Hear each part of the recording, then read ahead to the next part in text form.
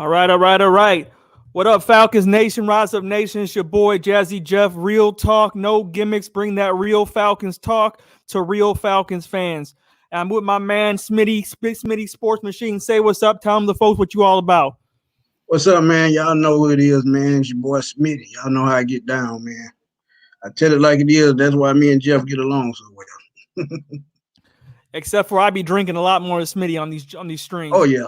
But I'm a little hyped today. I just got my new Frank Darby jersey. It's Darby season. That's something we're gonna talk about. The future of the Falcons. You know, if we do trade Julio, or at this point, it's probably when we're gonna trade Julio, right, Smitty? Right. Pretty much what we're gonna get for him. Right. So I just want to shout out everybody in the stream, and we're just gonna talk about a whole bunch of topics, everything Falcons, and I appreciate you guys for joining me. I know it's been a minute. Now, first, this might sound controversial, Smitty, but I want you to hang in there with me. When I say was the win now phrase a lie, knowing what we know now, and let me explain. So, if you follow the timeline, back when we thought we was going to draft Kyle Pitts, and then we thought the Falcons were going to trade Julio, a lot of the fan base was mad at Arthur Smith and TF for wanting to trade Julio. Why would you trade Julio? You know, I thought this is win now, et cetera, et cetera.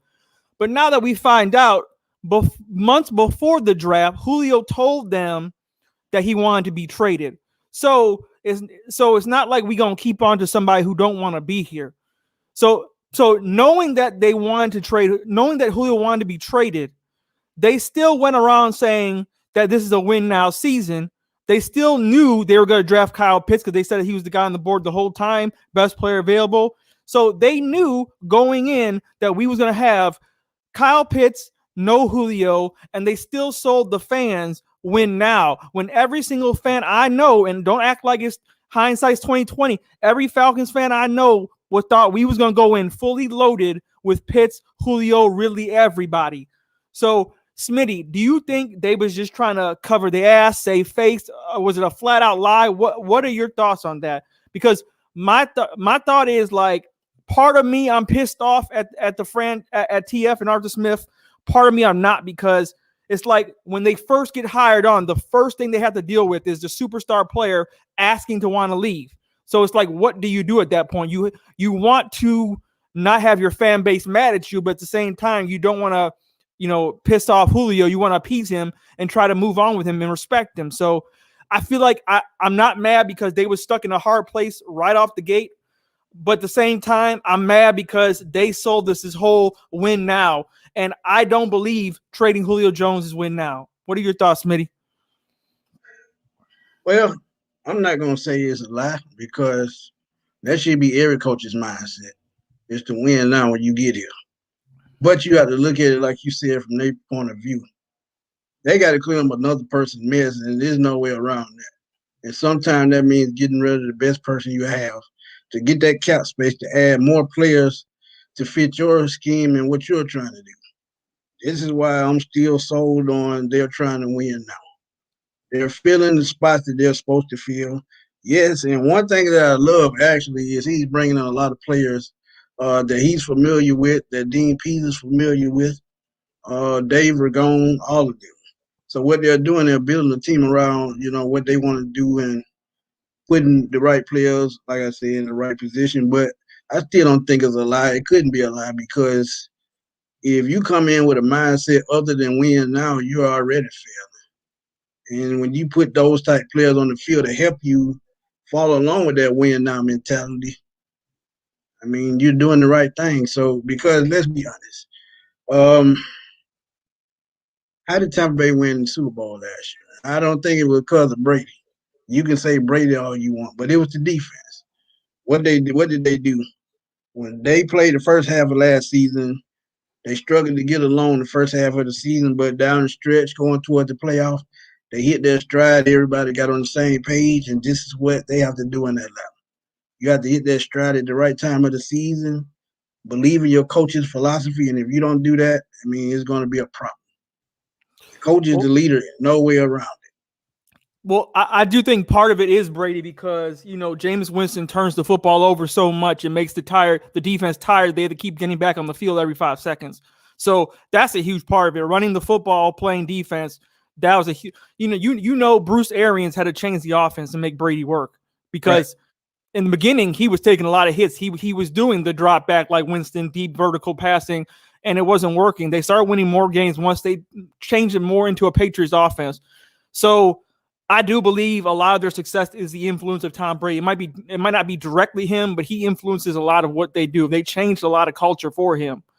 So, but let me elaborate on the lie parts, Smitty, because go ahead. I know I'm not saying that they're purposely lying. What I'm saying is, okay, so they knew they were going to take Kyle Pitts. They knew Julio was going to leave.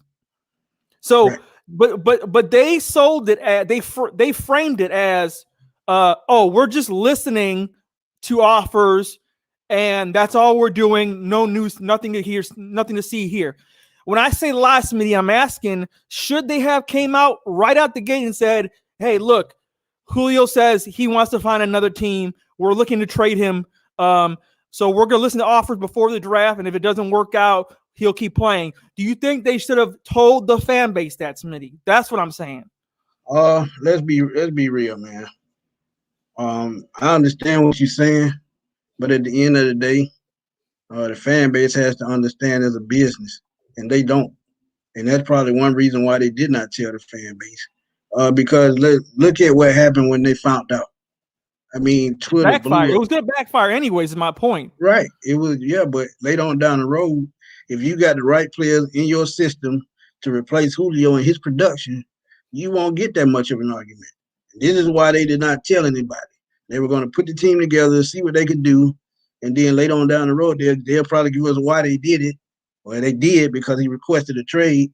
But at the same time, you can't be mad at the front office or Julio. They probably were going to go, separate ways anyway. Which I agree. But what I'm saying is the fan base was mad already because they thought the front office wanted to move on from Julio and not Julio himself. That's what they thought. I heard a lot of people saying, why is Arthur Smith and TF's trading Julio? Fuck the front office. And now we find out, no, Julio wanted to leave. So they would have looked better if they told people, hey, it ain't us. Julio wants to leave. So we're appeasing our superstar player. You don't think that's not a good route to go? I'm just playing devil's advocate. Like I said, I can put it on the front office. No way, no how. If Julio want to trade, then that's fine. You got to understand where he's coming from. He doesn't want to rebuild again. He's been through 2 rebuilds already, a Super Bowl loss, and 3 consecutive losing seasons. And he knows they've had talent on the team, so he feels like if we had talent for us to win a Super Bowl by now, I probably would stay and finish my career here. But I feel like I need a fresh start. Calvin Ridley is probably going to be the number 1 of the future. Kyle Pitts is going to take catches from me. So he ends up coming from the first receiver to end up possibly being a third option. So you have to look at things through a whole different perspective. Which kind of furthers my point of why I had a problem with this entire draft and taking Kyle Pitts to begin with. And Julio, in my opinion, furthers my point because why did Julio say he want to leave? You just said it yourself. He want to go to win now. He wants to win now. He don't want to be part of another rebuild.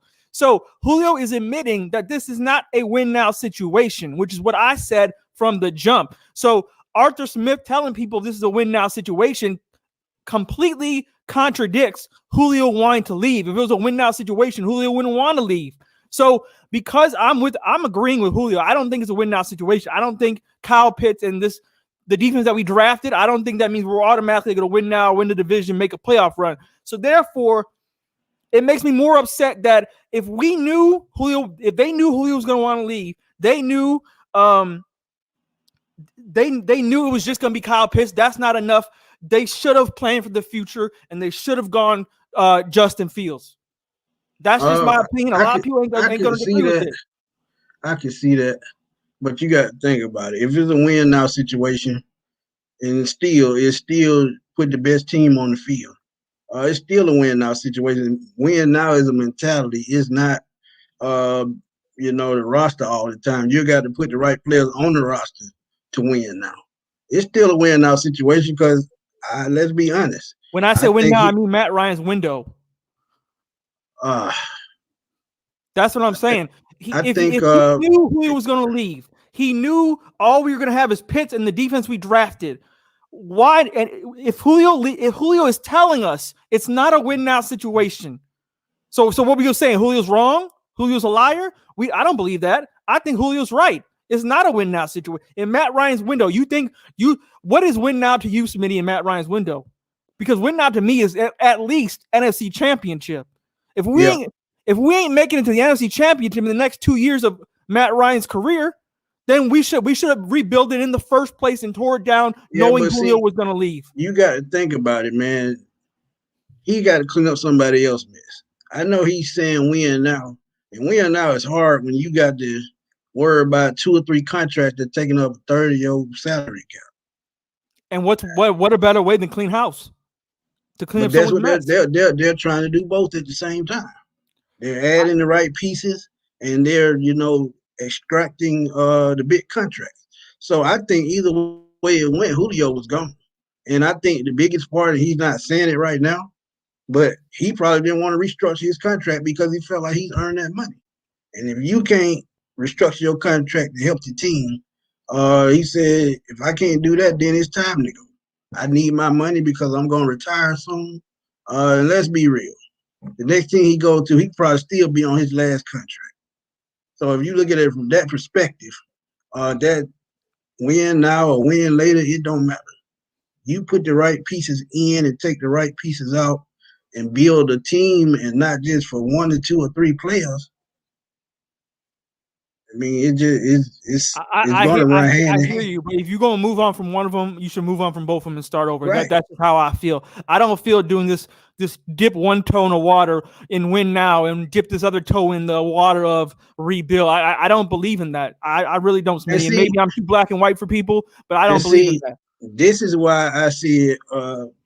I put out videos about Grady Jarrett getting traded, Deion Jones. That's why I said nobody was safe. Right. Because a lot of the positions on the football field, except quarterback, is replaceable. Just like wide receiver, you can find somebody with that same type of production. Yeah, you could probably get it from Darby, a 7th round pick. So when you look at it that perspective, I mean, it's just that simple. But look, man, for y'all out there that think that they're not trying to win now, you're wrong. Hey, because Arthur Smith is on. Can you hear me, Smitty? Short leash. Yeah. Oh, my bad, man. I accidentally hit the button, cut it off. My bad, y'all. Yeah, I just kept talking, man. Just go ahead. Go ahead. But yeah, man, you got to think about it, man. When you're looking at it from Arthur Smith's perspective, win now mean putting his team on the field, not what the fans want, and not what Rich McKay want, because he don't have to coach. And this is what the problem was with Thomas Dimitroff. He was trying to please the owner and the GM instead of trying to put the right team on the field. And now this is the end result. Got to rebuild.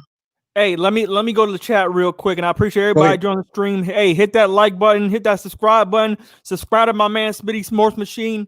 Every day he giving you videos. This man work real hard, man. If I didn't work so goddamn much, I'd be up there with him. But Smitty's the man. He pump out a lot of videos, man. And please just respect his content. He's a really good dude. He puts in a lot of work. Speed Falcons for life. Arthur Smith. Sorry.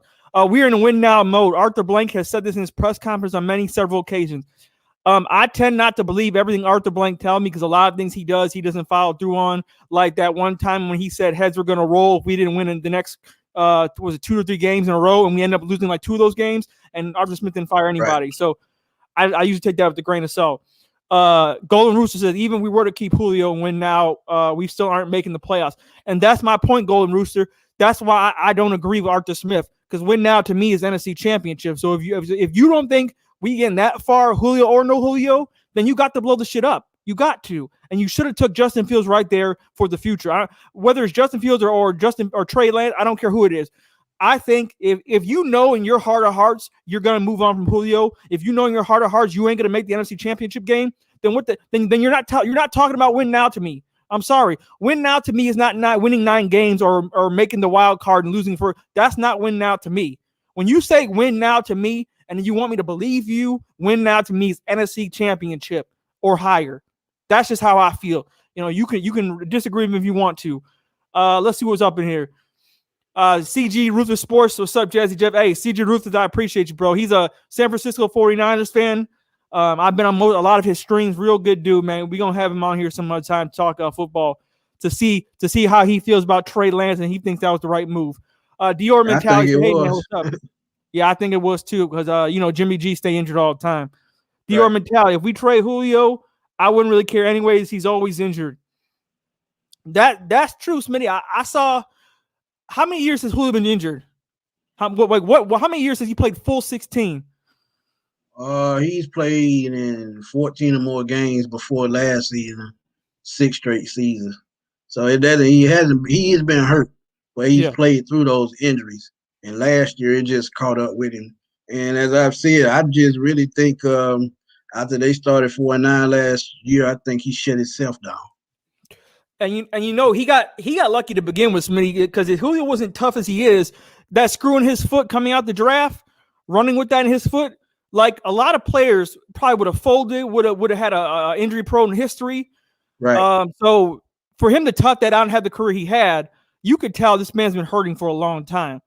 And we got to move on from Julio because you don't want a Calvin Johnson situation where he just says these injuries are mounting up. I'm retiring. I'm out, and we lose Julio for nothing. Because we got offered the first round pick for next year, 2022, and I looked on a list. It was like the Niners, the Patriots, the Colts, and I think the Raiders have enough cap to take on Julio's contract and not completely fuck up their team. And so the Colts would be the best fit, and I'll give you why in a minute, but go ahead. Oh, because they got that offensive line. That Carson Wentz needs help. That run game. I definitely, that'd be a great pick. I think a lot of people talking about Patriots. Julio gonna find out real quick that Cam Newton can't throw like Matt Ryan. I wouldn't. A heavy. Come on now. He gonna play with Medea, a heavy run offense, and he can't throw. Yeah. Julio in cold weather, Julio's not gonna like that. He's not. Now, if you're gonna go cold weather, Aaron Rodgers is the only person I play with if I was Julio. Baltimore is the same thing. Heavy run offense. Lamar Jackson's not a consistent thrower. If I'm Julio and I want catches and I want to win, I don't know if I'm going. I think the Titans with that run game, AJ Brown on the other side, Tannehill's pretty decent. He's at this point he's equivalent to Matt Ryan. I definitely think that'd be a good situation. And he's on the NFC. One team nobody talks about, and I think I would put them in the mixes mainly because they're a dome team now, and that's the Rams. In Sean McVay's offense, you got to have that top-ranked receiver, and they don't have it. They have Robert Woods, who's a good receiver, Cooper Kupp, who's more of a Wes Welker-type receiver. But as far as a legit number one deep threat with Matthew Stafford, they still need that. If he went to the Rams and they found a way, and because, they don't care about draft picks. They'd rather add a veteran. But if the Rams could get Julio, I would put the Rams in the top 5 instantly. Hey, I want to know, Falcons fans out there in the stream, you could tell me how pissed off would you be if Julio Jones went to Kyle Shanahan? I wouldn't be mad at all. You wouldn't be mad at all? I actually expect that because if you look at it, with Kyle Shanahan's offense and they have Deebo Samuel and George Kittle already, you add Julio to that with that defense that they have, they could be right back in the Super Bowl 56, just like that. I definitely agree. They got Kittle, they got the run game, they got the offensive line, they got the defense. They now got a way better quarterback. The only problem that the 49ers have, I think, and they could easily fix it, is cornerback. Other than that, they're a complete team. Right. Hey, hit that subscribe button, guys, in the stream, and hit that like button. Please subscribe, my man Smitty. We got Paul Mack in the building. Says, "Hey, Jab, what's up? Hey, bro, what's up?" This is gonna be one of the few live streams I'm gonna do before moving because I gotta pack all this shit up. So I just want to, get on here, my man Smitty. We're gonna try to do a couple more before I pack this thing up and move. Daniel Ball says Julio Jones is not moving. It's just a clout move. Julio Jones will show up at camp. I don't think so, bro. They saying most likely they heard from sources that they talking about like next week, like Monday, like Tuesday or Wednesday, who is going to be moved. So It'll I'm be just Tuesday. saying, get ready for it. It's going to happen. Be prepared. Get your Kleenex boxes out because Julio's probably going. We got a plan for the future. That's why I got this Darby jersey. I'm going to tell you right now, they've been had a deal in place since the draft. Since they couldn't trade him during the draft, they probably made a deal during the draft to after that June 1st deadline with his contract. So it's probably already in place. Because when you listen at the Shannon Sharp interview, he said it with too much confidence. Oh yeah. He said I'm out of there. He said it with too much confidence. So the way he said it, it just let me know that he knows he's not coming back and he's probably a deal in place. Think about it. Have you seen who he's been working with this offseason? He hadn't been in Atlanta that much since the season ended. He worked out Derrick Henry. But a lot of people are saying, "Oh, that's just because they both from Alabama." No, they've been recruiting him hard. Right. I think you're the one who made that video about them sliding in his DMs. Right. Yeah. So he's been in Nashville. He's been in Dallas. He's even been all the way out to LA. So when you look at it, him traveling alone, he's been trying, to ease his mind. That Cowboys hoodie. Go ahead. And wearing that Cowboys hoodie. Yeah, right. Hey, Gump B says Roddy White must talk him out of this right now. Hey, this kills me about sports, man. NFL football and sports is the only job in the world where you are not allowed to explore other opportunities, or you're considered a traitor or disloyal or a horrible person. Like let someone come to your job and tell you can't leave or find opportunities elsewhere. Like what is that? They gonna get cussed now. Right. Someone need to come and tell me if I'm trying to move from a different job. Hey man, hey Jeff, you can't leave, man. You gotta stay, man. You gotta stay. See, one thing y'all got to learn. Roddy White would probably promote him to do it because he know what happened before he retired. The way they did Roddy White, that shouldn't have happened to nobody. Best receiver in franchise history, you're going to take the side of an offensive coordinator that couldn't fit him into the game plan. Imagine if that happened to Julio. The fan base would fucking lose it. And Deion Sanders said, hey, I respect Julio for leaving, but just don't go to a cold weather city. Deion Sanders wants him to leave. All the former Falcons want him to leave, guys. They're not talking him out of it. First of all, number one. Number two, like, this is the man's life. It's a life choice. You can't hate on a man for making a life decision. All the great players leave teams. I keep trying to tell people, when an owner says, oh, a person is a Falcon for life, that is figurative talking owner speak. They don't mean literally. It is super rare, especially in the NFL, to have a Larry Fitzgerald where they don't leave an entire franchise. All the NFL greats played on another team when every fan thought they weren't going to play on another team. It's going to happen, guys, and you need to change your mind frame that it's going to happen and get used to it. You guys remember life without Matt Ryan? Life without all these players who we're never going to replace a Michael Vick. We're fucked because he got in trouble for dogfighting. What are we going to do? Matt Ryan comes around. It's like we forget about what Michael Vick did. Roddy White leaves. Great Roddy White. Oh, we get Julio Jones, replace him. All these great players, guys. Jamal Anderson. We get Michael Turner. All these great players, guys. Like, it's going to happen. It's okay to move into the future. It's okay. Just because we don't know what they are now, or just because Darby's a 6th rounder, that don't mean that he can't become a great player. Right. And people forget that this is a business. This is not about friends and kissing babies, and this is a business. And the franchise is going to eventually move on, and we as fans have to let go. I say it all the time. Don't be loyal to players. Be loyal to the logo behind me. That's what it's about. I was here. I was a fan with Chris Chandler. I never thought about Michael Vick. I never thought about Matt Ryan back then. I thought about that team. And I was going to keep being a fan regardless. It's about the logo. And which brings me into my next subject, Smitty. The Falcons offense post Julio. The wide receiver room is getting a little crowded now. We just added Tajay Sharp. You got Darby. You still got Gage. You still got Zacchaeus. You still got Blake. You still, you have Ridley. So how do you see this wide receiver room shaking out, bro? I think they're doing what they're supposed to do. They're filling it up so they can pick their best pieces available. But the sharp pickup, as I said the other day, is about familiarity with the offense. He's going to have at least 2 to 3 guys on the team that knows his offense, that knows his philosophy to help the other players in the locker room.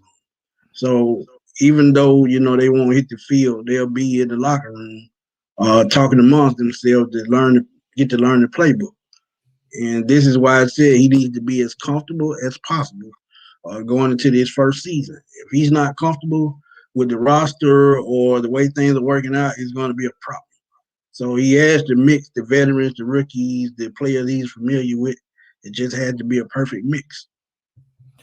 I agree. I think Gage early is going to get the nod over guys like Darby, but I think Darby is going to be right behind him. I think Darby's already going to be better than Zacchaeus. I think Darby's already going to be better than Blake. Tajay Sharp might be a return specialist. You think he can get in the return game? Yeah, he'll definitely be on special teams. Yeah. But don't you think Cordell Patterson will get more of the return game over him? Kick return, yes. Punt return, I think Sharp takes the punt return. And if it's not Sharp, I can see Javian Hawkins, the running back, the rookie running back, taking punts and kick returns as well. I'd rather him because Tajay Sharp's a little skinny in the frame. I'm just saying. Oh yeah, he's 6'3", 6'4". He's only about 195. And punt return, bro, you gotta be strong, bro, because that first dude can blast you. I've been hit before in high school with a gunner hitting me like that on a return, and that shit ain't fun. Let me tell you that right now. I couldn't catch my breath. But the offense, what do you think it's gonna look like? Like I'm talking about post Julio. Obviously, Calvin Ridley, you think is gonna take over his position. I can see that. You can see that, but at the same time, we all know Calvin really has problems with catching in traffic, his size. He don't trust his speed. He tends to run sideways, horizontal when he tries to get caught up in things and tries to break it all the time. Whereas Julio is straight line, is going to lower his shoulder and get that first down. So I wonder. I think they're going to start out Gage opposite side of Ridley. They will. And Pitt's working the seam, but Calvin really's got to work on a lot of things if he's going to replace that Julio position, that X position. What do you think? And see, this is another thing. The way Kyle Pitts will be lining up, he's going to line up at tight end. He's going to line up at the slot. Right. He's going to line up outside. Depending where he lines up, it's probably going to depend on Calvin Ridley's success in this offense. If they mix the offense up like they're supposed to and line them up and disguise a lot of things, I think they'll be fine. But if they just, like the last offensive coordinator, if they're predictable, it's going to be hell on wheels. Right. When you have a talent like Kyle Pitts or Julio Jones, you have to be creative. Yeah, and I think Mike Davis is going to get the job. They talking about having a competition, Smitty. Do you think that Mike Davis should be handed the job? Or are you okay with the competition? First of all, I love the competition because that's the only way you're going to know who deserves the playing time and who don't. You can't just put a player out there and say, well, I expect him to do this. If he hadn't shown you nothing in practice or OTA that he's going to be that man, you got to have an open competition. Which is what I like about Arthur Smith a lot more than Dan Quinn. Arthur Smith is all about earning your job, the competition. He told Darby, Darby was, being a little too excited out there for rookie camp. He told Darby he ain't seen nothing yet. He ain't even played with the veterans yet.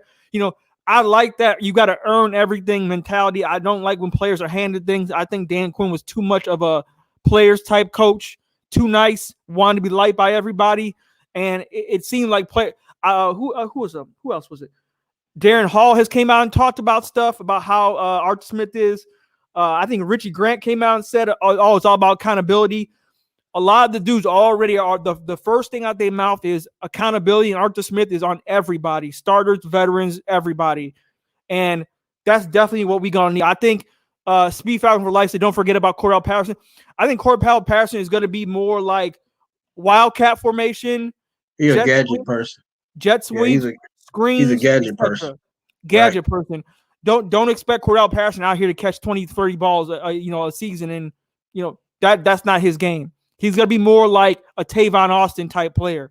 So, and the kick return. So don't expect heavy production out of Cordell Patterson. He's going to help in certain situations. It's not going to be a heavy dosage of Cordell Patterson. He also said, I think we will run 2 tight ends, 2 running backs, and 3 wide receivers. Yeah. So Hayden Hurst. I know Hayden Hurst and Kyle Pitts, they aren't the best blockers in the world. How do you see this playing out with Hayden Hurst? Snaps. I actually love Hayden Hurst, man. You have 2 athletic tight ends that can open up the seam that help the running game instantly. Like I said, Kyle Pitts will be lining all over the field. We can say the same for Hayden Hurst.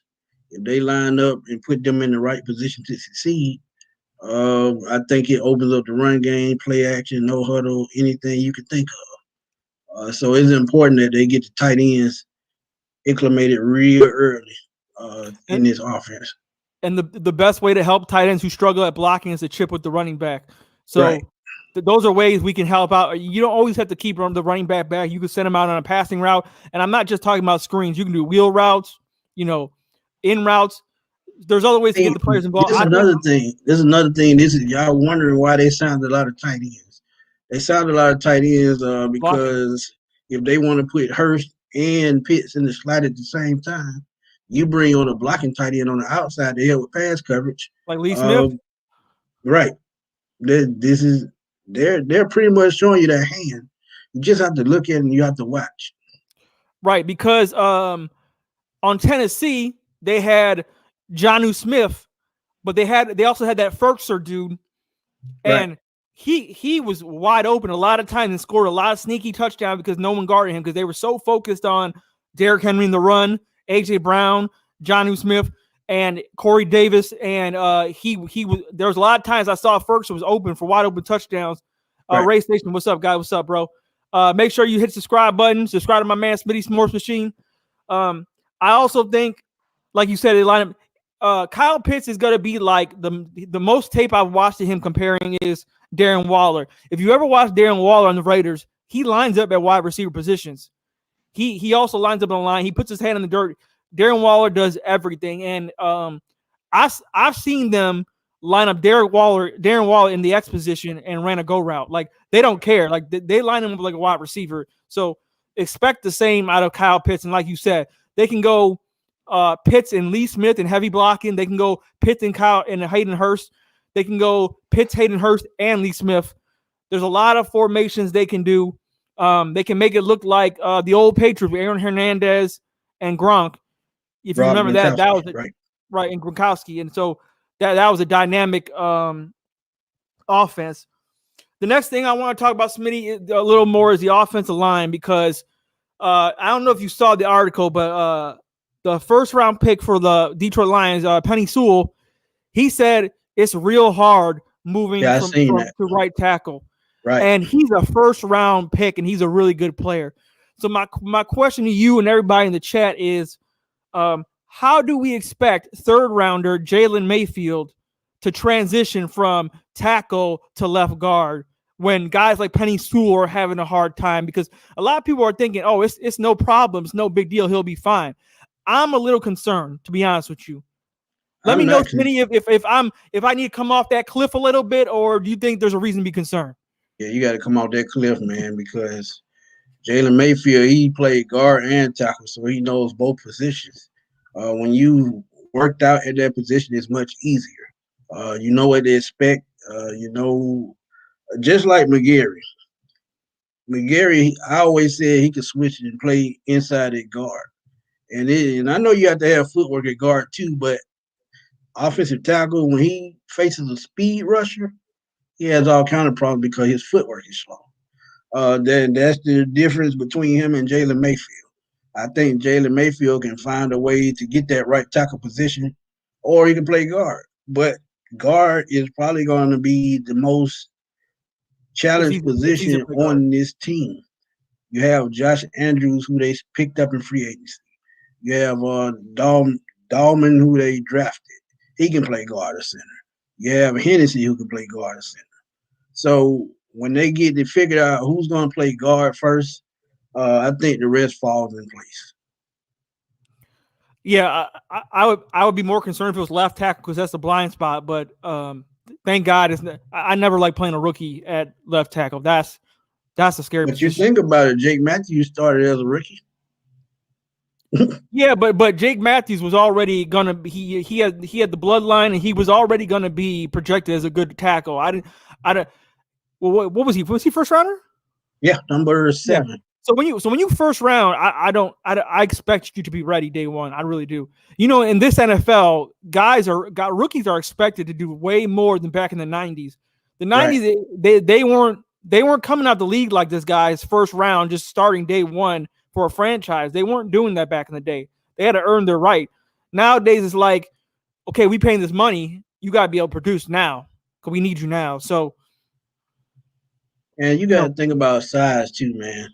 I know the Falcons, the way what they were preaching with the last regime, but the Falcons need to get big up front, and this is why they've signed these guys like 6'5", 315, and 6'3", 325. You got to have size up front, and especially in the zone blocking scheme that Arthur Smith is going to run.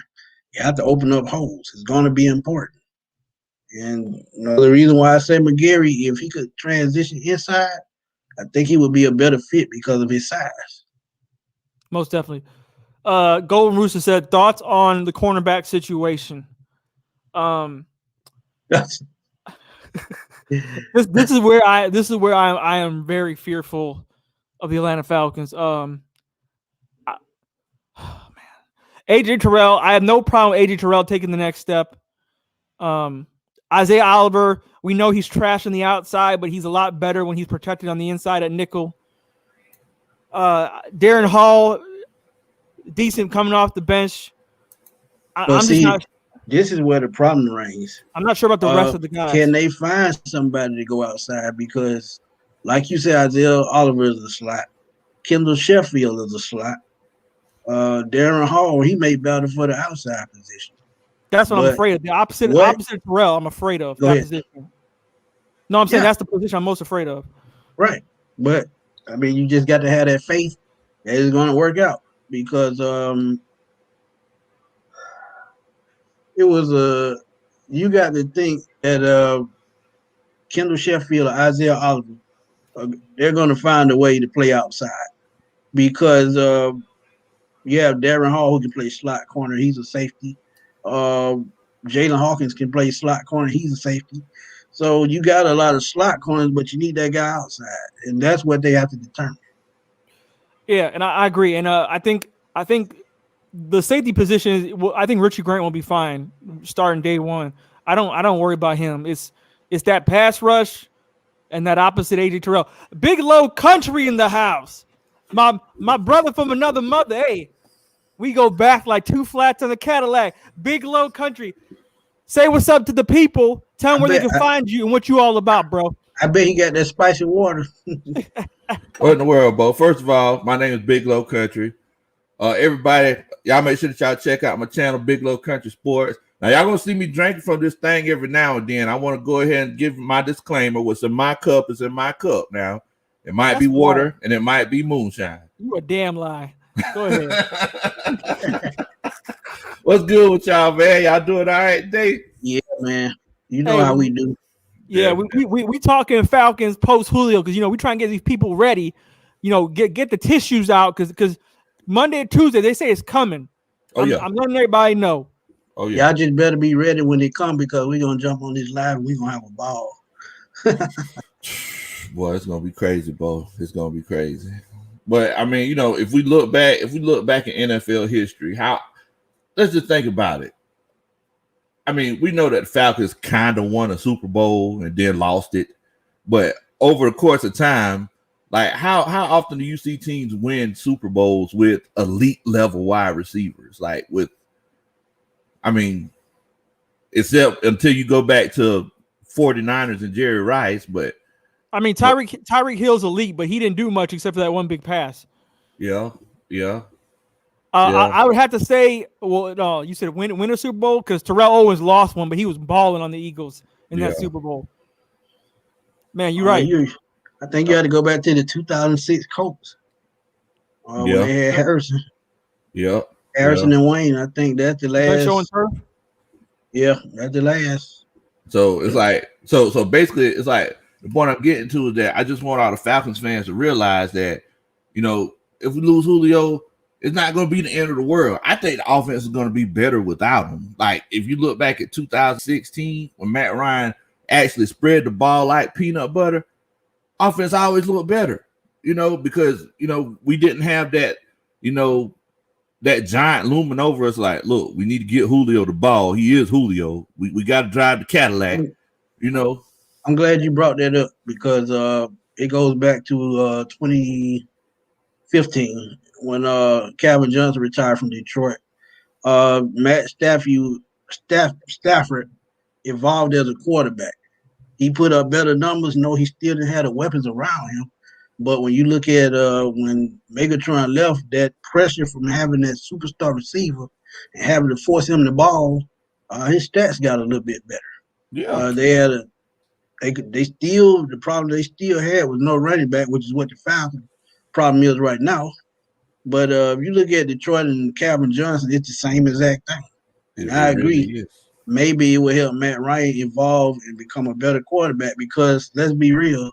The 7 games he missed last year, the numbers wasn't there, but Matt Ryan was still putting up numbers, and it was the defense that was falling through again.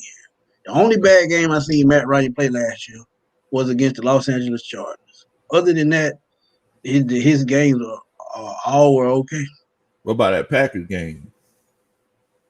Yeah, that game, the game versus Kansas City Chiefs, we couldn't score anything versus the Chiefs for a long time. Yeah, but I'm saying just a very bad game is the Chargers game. I seen him do things he normally doesn't do. This force passes. That's true. Overthrowing. It was just an awful game. And I agree with you, Lo, because there was a lot of time where I think Matt Ryan listens to the media, and because the media always asks him when we lose games, it's like, how come you can't get it? How come you guys struggle in the red zone? How come Julio Jones doesn't have this many touchdowns? How come you don't give him the ball more? And then you'll see the next game, Matt Ryan will go out and try to force it instead of just playing the game how do what the defense gives us. And you're right. If you look over history, like the Patriots Giants Super Bowl told me everything I needed to know that season because they were flying high. Brady and Randy Moss was at 50 touchdowns. Randy Moss had like 30 receiving touchdowns, and they lose to what? Eli Manning and Mario Manningham, Plaxico Burress, and that defense. So you don't need great receivers. You just need a great defense, a run game, and the quarterback not to fuck it up in late game situations. And so. And they didn't. What did they score? They didn't score a touchdown. I don't think they scored 14 points. 17-14. Yeah. So if we just for once in our life fix the fucking defense, we'll be fine post Julio. So you're right. It's not the end of the world. But I just want people to get ready because people think, oh no, this is just for someone in the stream said this is just for clout. Low. He's coming back during camp. No, he's leaving. He told you he's leaving. Other people are saying, oh, we got to talk Julio out of it. It's like, no, this is his choice. Why you gonna keep somebody who don't want to be here? Who does that? That's like being in a relationship and keeping somebody who don't want to be with you just because you're afraid to lose them. Like, nah, let them go. That's what you're supposed to do. We ain't over here getting naked for Julio Jones, Lo. We ain't trying to get naked, bro. That's why I got this Darby jersey. I'm gonna be the first content creator to cop it and rep it on the stream because that's my man. And I know a lot of people are like, "Oh, Darby's just a 6th round." Russell Gage was a 6th rounder, and y'all getting naked for Russell Gage, talking about he's the next great thing when Julio leaves. So, what makes you think Darby can't pass up Russell Gage? Russell Gage did a fraction of what Darby did in college. But now when I bring up the numbers of Darby and Gage in college, people are like, Jazzy Jeff, college don't matter. It's what you do in the pros. Okay, how are you going to judge a man that hasn't even played a snap yet in the pros yet? So that's apples and oranges. You can't criticize Darby for games he hasn't played yet and compare him to Gage, who's already been in the NFL. Like to me, that's a weak ass argument. So the only way I can reasonably compare them is they college resume. And Russell Gage barely did anything compared to what Darby did. There was a stretch low where Darby had like 5-6 touchdowns in 2-3 games. Like, if Darby didn't play with Brandon Ayuk on his fucking team and he was the main guy, you got to look at when I looked at the games, because people were like, oh, why isn't Darby production so much better than everybody else's like top receivers? Other receivers aren't playing with Brandon Ayuk. Brandon Ayuk got targeted like 12, 13 times a game. Yeah. And the rest of the receivers would get targeted like 6-5 times a game. But when you look at Darby's targets, he would get targeted 6, he would catch 6. He get targeted 6, he'd catch 5. So he rarely would drop passes, and he would make the most. He'd have 6 targets, but have 2 touchdowns and 300 yards on 6 targets. So that lets me know that Darby ain't playing around out here, and he ain't nobody. He ain't no slouch. He ain't no scrub. And I think he can make an impact. People are talking about, oh, but we got Zacchaeus and Blake. Get the fuck out of here. I think day one, Darby's better than Zacchaeus and Blake. Quote me now. You can laugh at me. You can cry later because he's gonna be better than those two right off the rip. What do you think, Lo? I look at Darby, just the way that he's built, the way that he runs his routes, the way that he's sneaky fast. I'm thinking Antonio Brown skill set. When I look at him, I think Antonio Brown. I'm not saying he's going to be as good as Antonio Brown, but I see a guy coming in under the radar that can run every route in the route tree, got some dog to him, got a little bit of diva in him. You know, I mean, when I say diva, I don't mean it in a negative way, but I'm just saying, like, you know, outspoken guy. I see a little bit of an Antonio Brown skill set when I see Frank Darby. I think he's better than Zacchaeus, yes. And that's a great example because we all know Antonio Brown came from a small ass school and no one expected him to do anything. But now people are like, oh, how could that guy beat Antonio Brown? Because you didn't know Antonio Brown was gonna be Antonio Brown. No one knew that. So how can people already tell me they already know what Darby's gonna be? That makes no sense to me. Randy Moss coming from Marshall. There's so many receivers that you don't know what they're gonna be coming out of college because of the opportunity, the quarterback they play with, the offensive line they play with, the coaching scheme they play with. You don't know. So it kills me when people already telling me what Darby's already going to be like before he even takes a snap. Like, I agree with you, Lo. I think. What do you think, Smitty? Yeah, and I can go a little bit back further than that. Marcus Colston, he was a 7th-round pick for the Saints, and he had a hell of a good career. And like I tell people, man, you can never measure heart. You can measure how fast they run. You can measure how far they can jump, but you can't never measure their heart. If they have the dedication to put in the work to be a great football player, they will be that. So, like you said, Darby, even though he's a 6th or 7th-round pick, all he has to do is fit in the offense of what Arthur Smith trying to do, and he'll be fine. This is why I said production can come from anywhere. The numbers Julio put up, Darby can put them up. Gage can put them up. Aaron Douglas had a 1,000-yard season. Come on, man. Come on. And another dude I like to point at is Shannon Sharp, because Shannon Sharp was 6th, 7th round, and he started off as special teams, and no one thought Shannon Sharp had to earn his right just to make the practice squad, and now he's a Hall of Fame, one of the greatest tight ends ever. But you like you said, Hart Smitty, when you hear Shannon Sharp talk about his history and coming out of college, he said I had no plan B. He said this was it. If football didn't work out, I didn't know what I was going to do with the rest of my life. When you have that mentality, you going to go out there and you going to grind and you going to hustle and you going to get it and you going to make something happen out of nothing. And you see a lot of guys, they flame out in the NFL, guys who are handed everything and projected everything, the Ryan Leafs of the world, because they don't have that dog, that sense of I have to hustle. This is it. If I don't make it, I might go back to the projects. I might go back to whatever.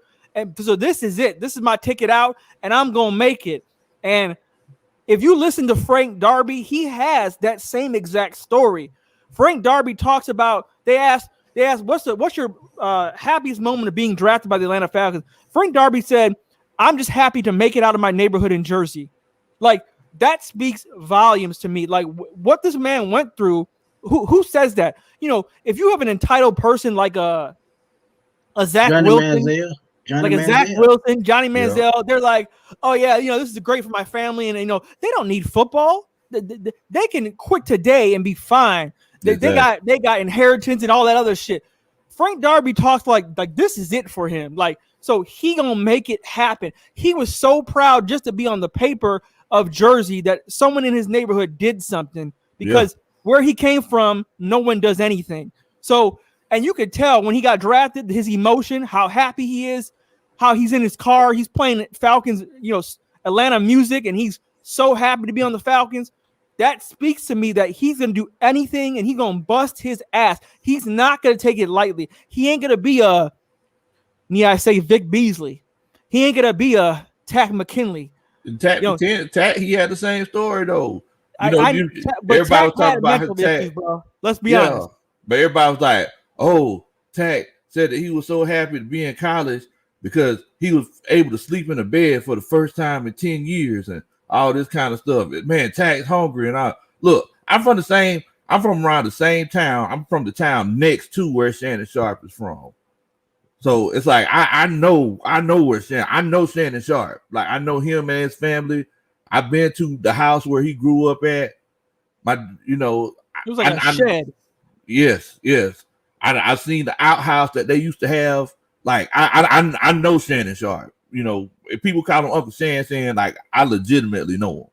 Now, moving forward, I remember when he went to Savannah State, and a lot of people thought, okay, he might go to the pros and he might play for like 1 or 2 years, and he'll probably go get a job at Georgia Pacific or something, just some, but you can tell he was hungry. There are a lot of people who be hungry, and if they get a piece of bread, they good. Well, there's some people, there's some people, they get hungry, they want to go to Ruth Chris. There's a difference. You know what I'm saying? If you're hungry and you just want a peanut butter or banana sandwich, mayonnaise sandwich, you good with that? That's cool. If you want that rookie deal, that's cool. But if you're hungry and you want to become a Hall of Famer, that's a whole nother story, bro. Let's see, another thing with that, man, a lot of players, man, young and really haven't had much success, and they get their first paycheck and see how much it is. A lot of them say, this is the only thing I need. Yeah. They play a year or two and get them 2-3 checks on that rookie contract and they done.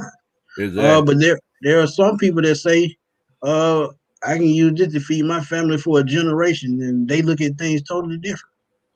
But there's two elements. It's hunger and it's being humble. I don't think Tack was humble. If you check Tack's social media before he joined the Falcons and after, Tack was real cocky. He talked a lot of shit, and it seemed like he had a lot of mental problems swirling in his head, bro. Yeah. Darby don't seem that way at all. He seems like truly like, I'm talking like this man went to his mom's grave and put a Falcons hat down and said, "Mom, we did it." Like he's a very kind, nice dude. I don't know if you follow him. He went back to his neighborhood. And he talked. He posted a video talking to his mailman, like just having a conversation. Like, he's a very down to earth, cool dude, nice dude. Like, and before the draft, Tack was talking about he wanted to be a Panther because Cam Newton was his favorite player. I don't care where I go. Me neither. I ain't lie to you. My little cousin, I think he's probably going to end up going to the pros too. I told him, I said, look, Bo, you go to the Saints, we gonna be there. So it's funny you said that, because Deion Jones is a Falcon and his family are Saints fans. Yeah. And he barely talked to them just because of that. Wow. He's from Louisiana, right? Yeah. Right. Yeah, my cousin, a lot of people don't know it. My cousin, his name's Terry Fair. He played in the NFL around 2002, 2005. He played cornerback. He played cornerback on the Detroit Lions, and then he got moved to the St. Louis Rams, and he broke his neck and couldn't play anymore. My cousin played college in Tennessee with Peyton Manning on Peyton Manning's team, but he was a cornerback. My cousin was my dad's from Detroit, born and raised. So my cousin from Detroit on my dad's side, and he got lucky enough to be drafted by the Detroit Lions. But like you said, he didn't care. Like going to the Rams, he was like, football's football. If you have to play for your team to be motivated, like you shouldn't be there. Exactly. So, hey, Joy, join the stream. Just check your Twitter. I sent you the link. Unless you got a salon again, getting your hair done for the 10th time this week. Yeah, and what's funny, man? It's funny y'all said that. My cousin played for the Lions. He played with Barry Sanders, and he said that was one of the most humbling experiences of his life, man. When you look at playing with somebody that famous, and you talk to them every day, just like brother and sister, or brother and brother, or whatever. Sometimes, man, things like that are meant to be put in place for you to see that dreams can come true. And a lot of young players, they just don't know. And I'm gonna give y'all an example. And I said this in the previous video, and it was crazy because when I first met Hank Aaron, I'm starstruck and don't know what to say. And he just started talking to me. He just like one of those granddads or great uncles that just gonna give you advice. After I talked to him the first time, every time after that, tap me on the shoulder. I'm at work. Hope you're doing good today. How you doing today? Or just something just simple. And he acted just like a normal person because he just didn't let fame get to his head. Exactly. Right. Lo, before you join, so me and Smitty were talking about, and I framed it in this way, was win now a lie? Because if you follow the timeline, the Falcons knew months before the draft Julio was wanted to be traded. But the Falcons came out and sold it as, oh, we're just listening to offers, and that's not news. It's not really happening. We're just listening. And they never mentioned that the fact that Julio wanted to leave. So a lot of Falcons fans came out and attacked the front office saying, why are you trading Julio? We're trying to win now. So I'm asking you, should they have gone about it differently and told the fans, look, Julio, we talked to Julio. He wants to be traded to a different team to see if he can win now. And we're still going to look during the draft, and if we can't get anything, then we're going to hold on to him. Or do you think they did the right thing the way they did it? I think they did the right thing the way they did it because, first of all, if you release information that Julio wants to leave and you need to trade him, like you're taking away your selling power. So, I think they handled it the correct way. I mean, they told us the truth without telling us the truth. They just omitted some details.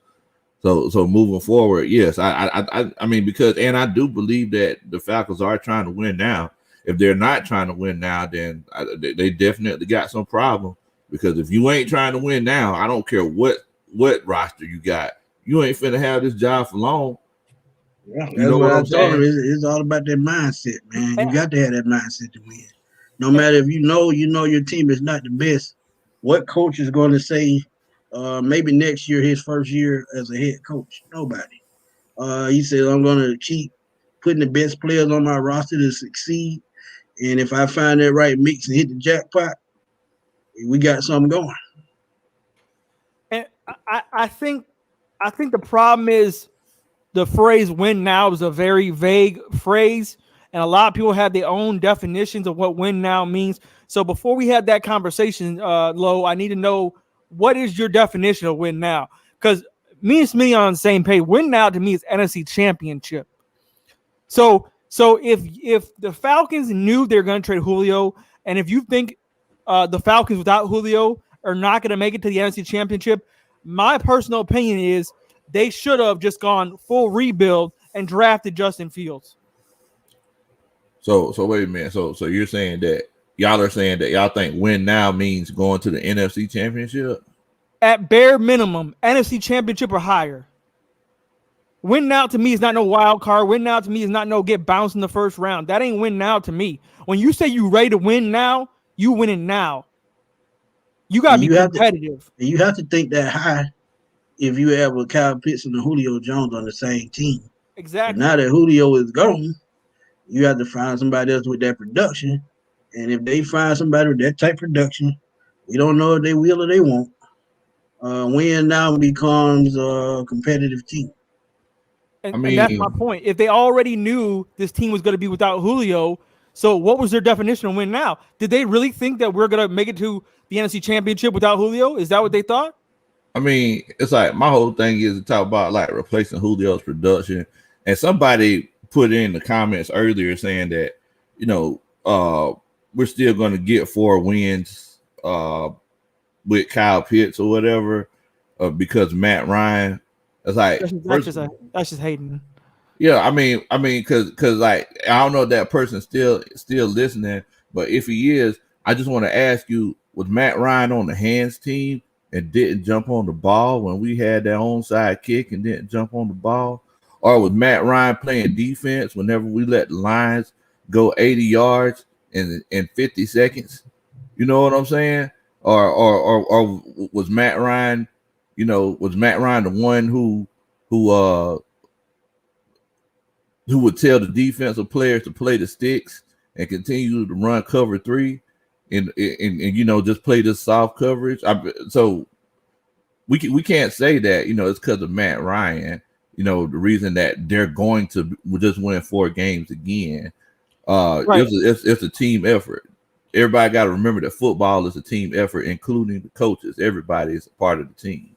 I don't understand how we add a better coach, a better GM, improving the offensive line, got a better running back than arthritis Todd Gurley, replaced broken down Ricardo Allen with Richie Grant, who's one of the best safeties in the country.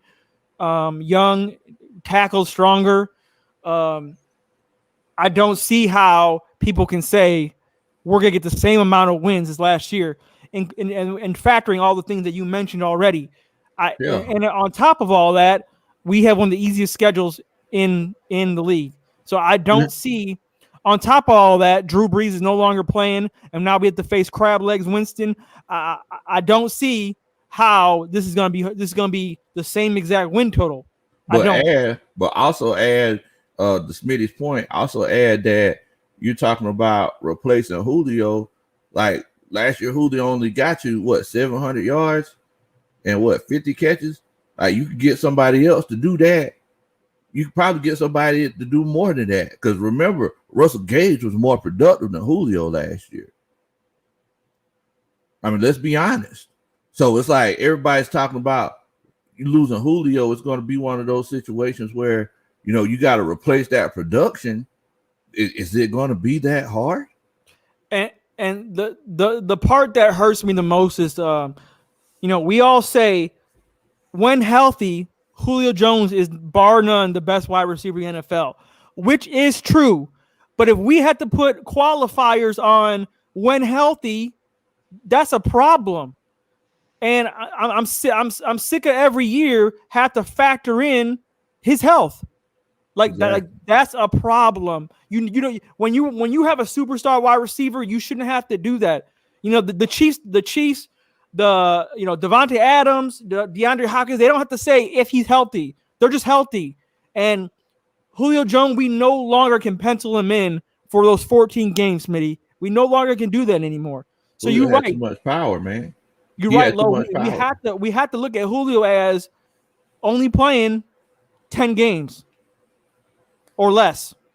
And so this is why you can't get tied up on receivers, man. Just like Lo said, it's all about production. He's not on the field, he's not going to produce. So another thing, I told y'all this before. Another reason why I don't have a problem with it. What if he said, let's my body tired, I'm getting beat up. I might need to think about retirement in the next 2 years. And he retires and you don't have nobody to take his place. Instead of getting rid of him right now, getting something for him and let somebody else deal with those problems. And you get a productive player. And it don't even have to be a wide receiver. It can be the pass rusher you've been needing. It could be a cornerback you've been needing in the next draft to complete your team. So and best ability is availability. And they say that for a reason. And we finally got teams to bite on a first rounder. We got to take that. They was talking, weeks ago.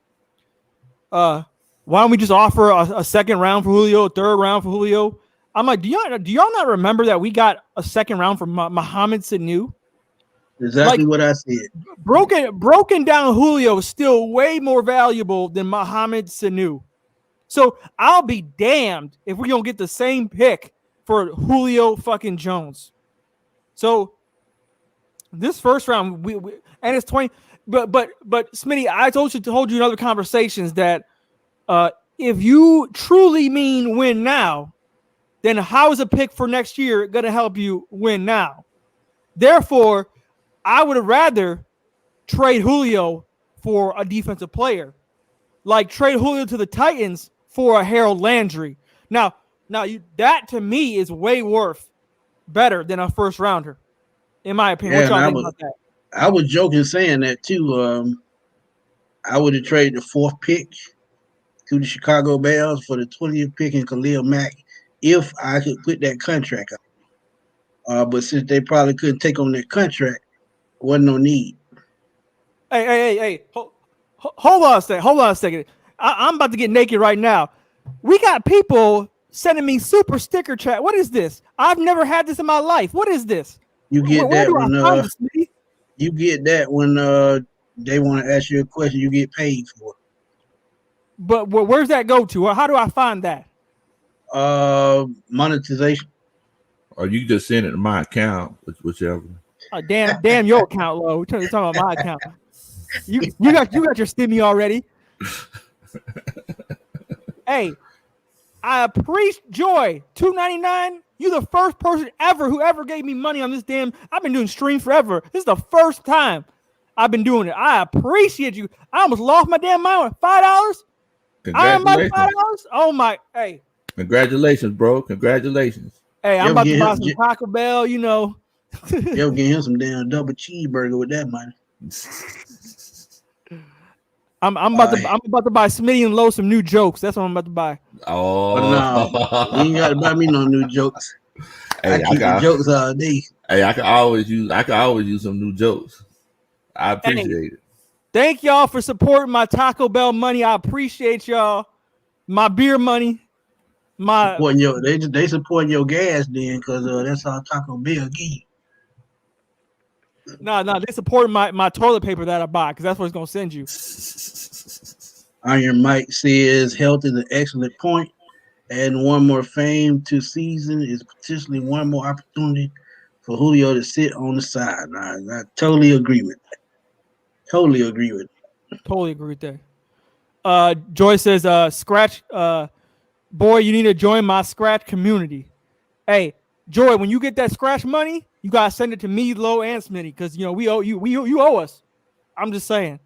Hey, people in the chat, please subscribe to Enjoy My World. She does Falcons content and she does scratch off content, and she's just a funny, cool person. So please subscribe to her channel. She down with lottery. She down with investments. So if you want to do the dog coin or the Bitcoin or whatever, you can drop in on her channel. She can give y'all all the information y'all need on that. CPG, who's a Carolina Panthers content creator, he says dance, bye Julio. Okay, but Sam Darnold. Let's talk about Sam Darnold. Am I really afraid of Sam Darnold? Am I losing sleep over Sam Darnold? I'm not. What about you guys? I mean, no. You got to show me the baby. It's just one of those things, man. Y'all can do all this screaming and hollering and everything that you want to do, but you got to show me the baby. I think Sam Darnold. I think he might be a little bit better than Bridgewater. We gonna see, but I'm hearing from my homeboy Panthers Nation podcast. He's saying that they think that they might think that Rule might be on the hot seat already if he can't get nothing going on this year. I doubt that, man. I doubt that. I think he got at least another year or two. But Sam Darnold is an upgrade over Bridgewater. Duh. Looking at what Rule did at Baylor with those quarterbacks that he had, I think Darnold fits his system a little bit. Pocket passer, can make the throws, stronger arm. But if Christian McCaffrey can come back, it's probably the biggest question of all. If he can get back to where he needs to be and where he was, yeah. I think the Panthers will be fine.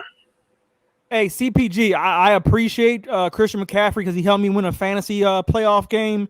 And, I won a bunch of money because of Christian McCaffrey. So I appreciate that, bro. But besides that, I am not afraid of no damn Sam Darnold, okay? We can talk right now. The Falcons will finish better in the division than the Carolina Panthers. Wow. And if I'm wrong, I will come on your channel and I will admit I apologize. I was dead ass wrong. How about that, bro? And if I'm right, you got to come on my channel and admit you was wrong. How about that? I still respect you either way. But I ain't afraid of no Carolina Panthers. I'm not. You can go on his channel, stay on yours. You gonna talk shit either way. Hey, I gotta show this comment, bro. Mafi said, Jesse Jeff getting naked for money. He don't turn into a prostitute. You getting naked, Jeff? You ain't getting naked, did you, bro? What in the world, Jeff? Hey, fuck y'all. I'm so sick of everybody getting all this money on YouTube. And I'm like, where the hell is my money at? And I finally get some. I was shocked. I didn't know what the hell. I thought that was a typo or some shit. I thought someone was trolling my ass. I don't know what that was. Nah, bro. Congratulations, man. Hey, nah, you just have to sign up for it when you get them 1,000 subscriptions. But I've been signed up for it. But every time I went on live stream, I never knew how to get the super chat thing going. I never seen someone send it to me. But now I know it works. So thank you. Enjoy my word. I appreciate it. Hey, I'm gonna buy Joy's scratch off real quick. That's what I'm gonna do. Joe, you got a scratch off? I'm gonna buy one off you. But if I win, I'm not giving you the money. It's all mine. If she hit the lottery, y'all gonna know because she just gonna disappear. Now. Man.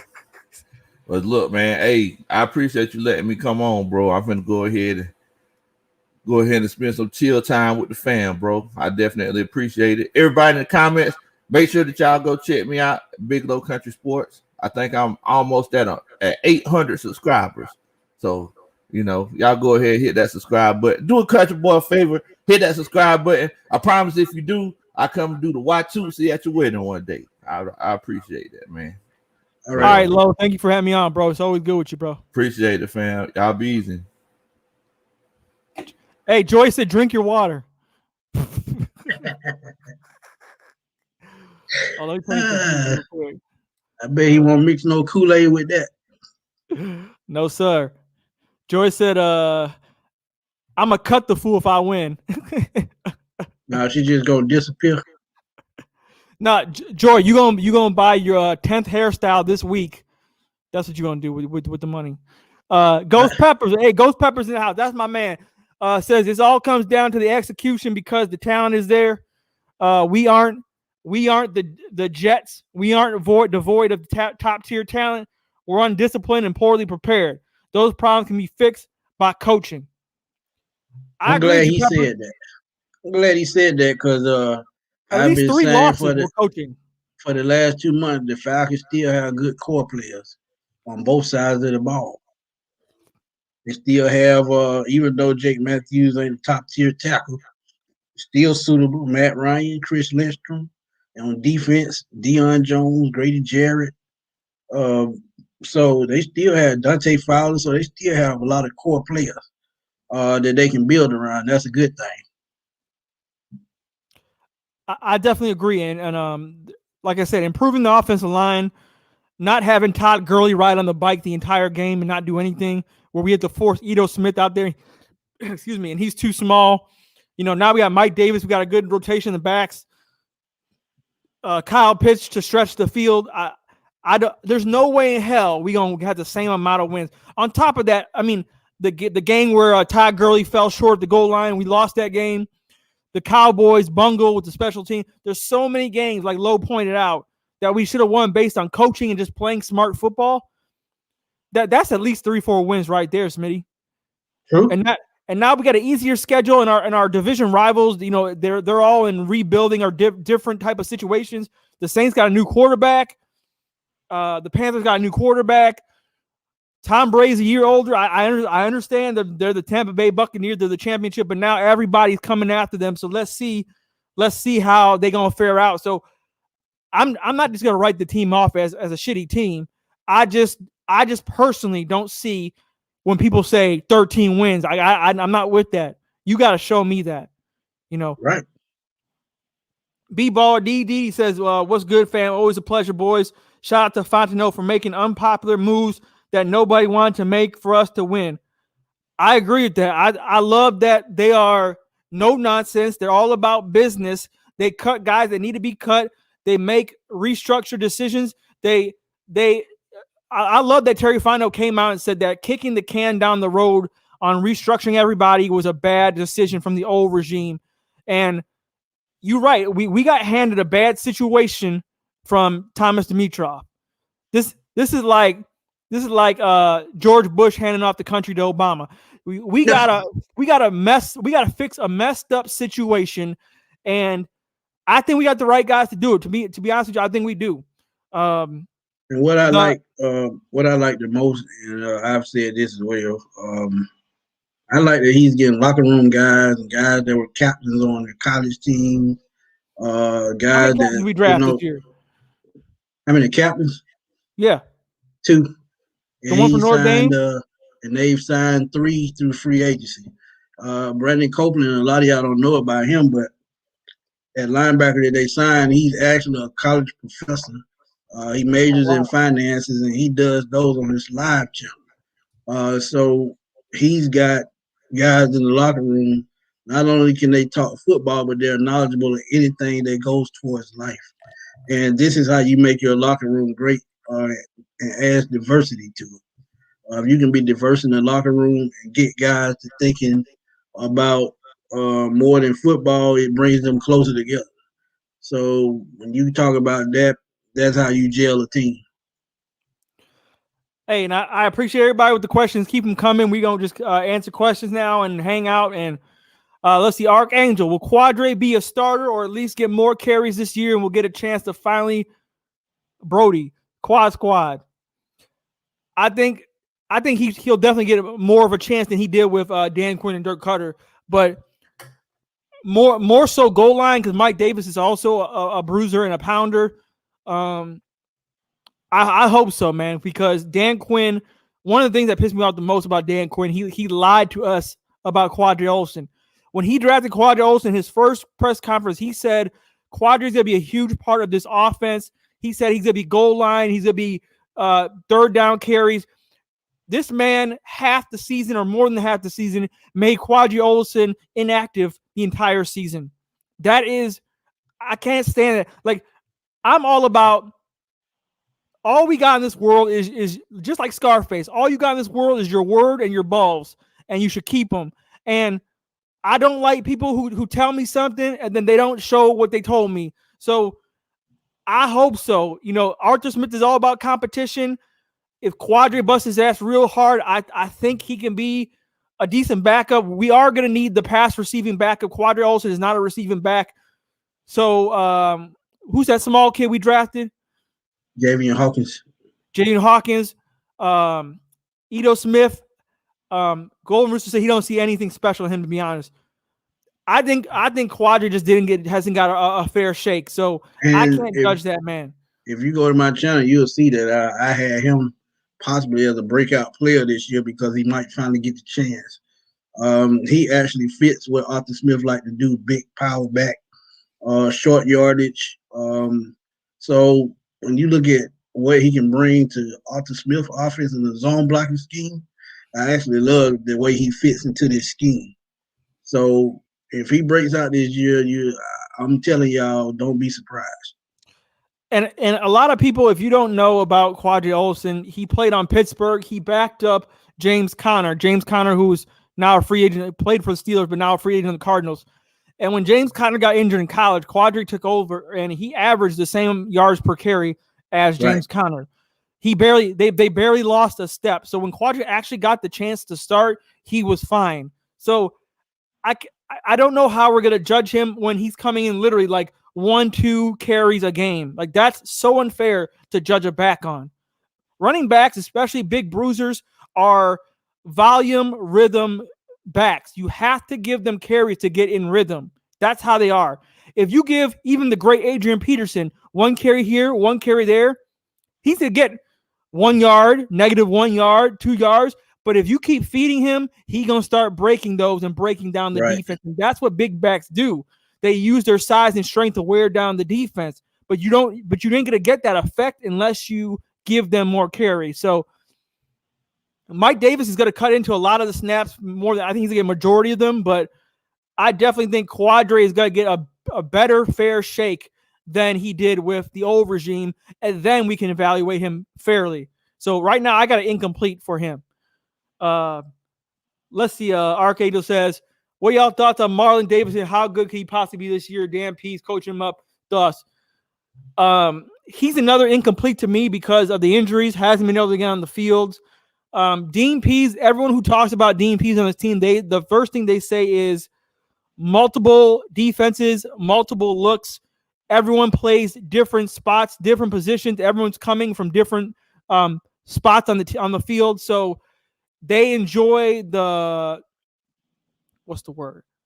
They enjoy how offenses don't know where they're coming from. It's more of a surprise element, and they play multiple spots on the field. So, but Marlon Davidson, it's all about health because he's big enough to play inside. He's big enough to play outside.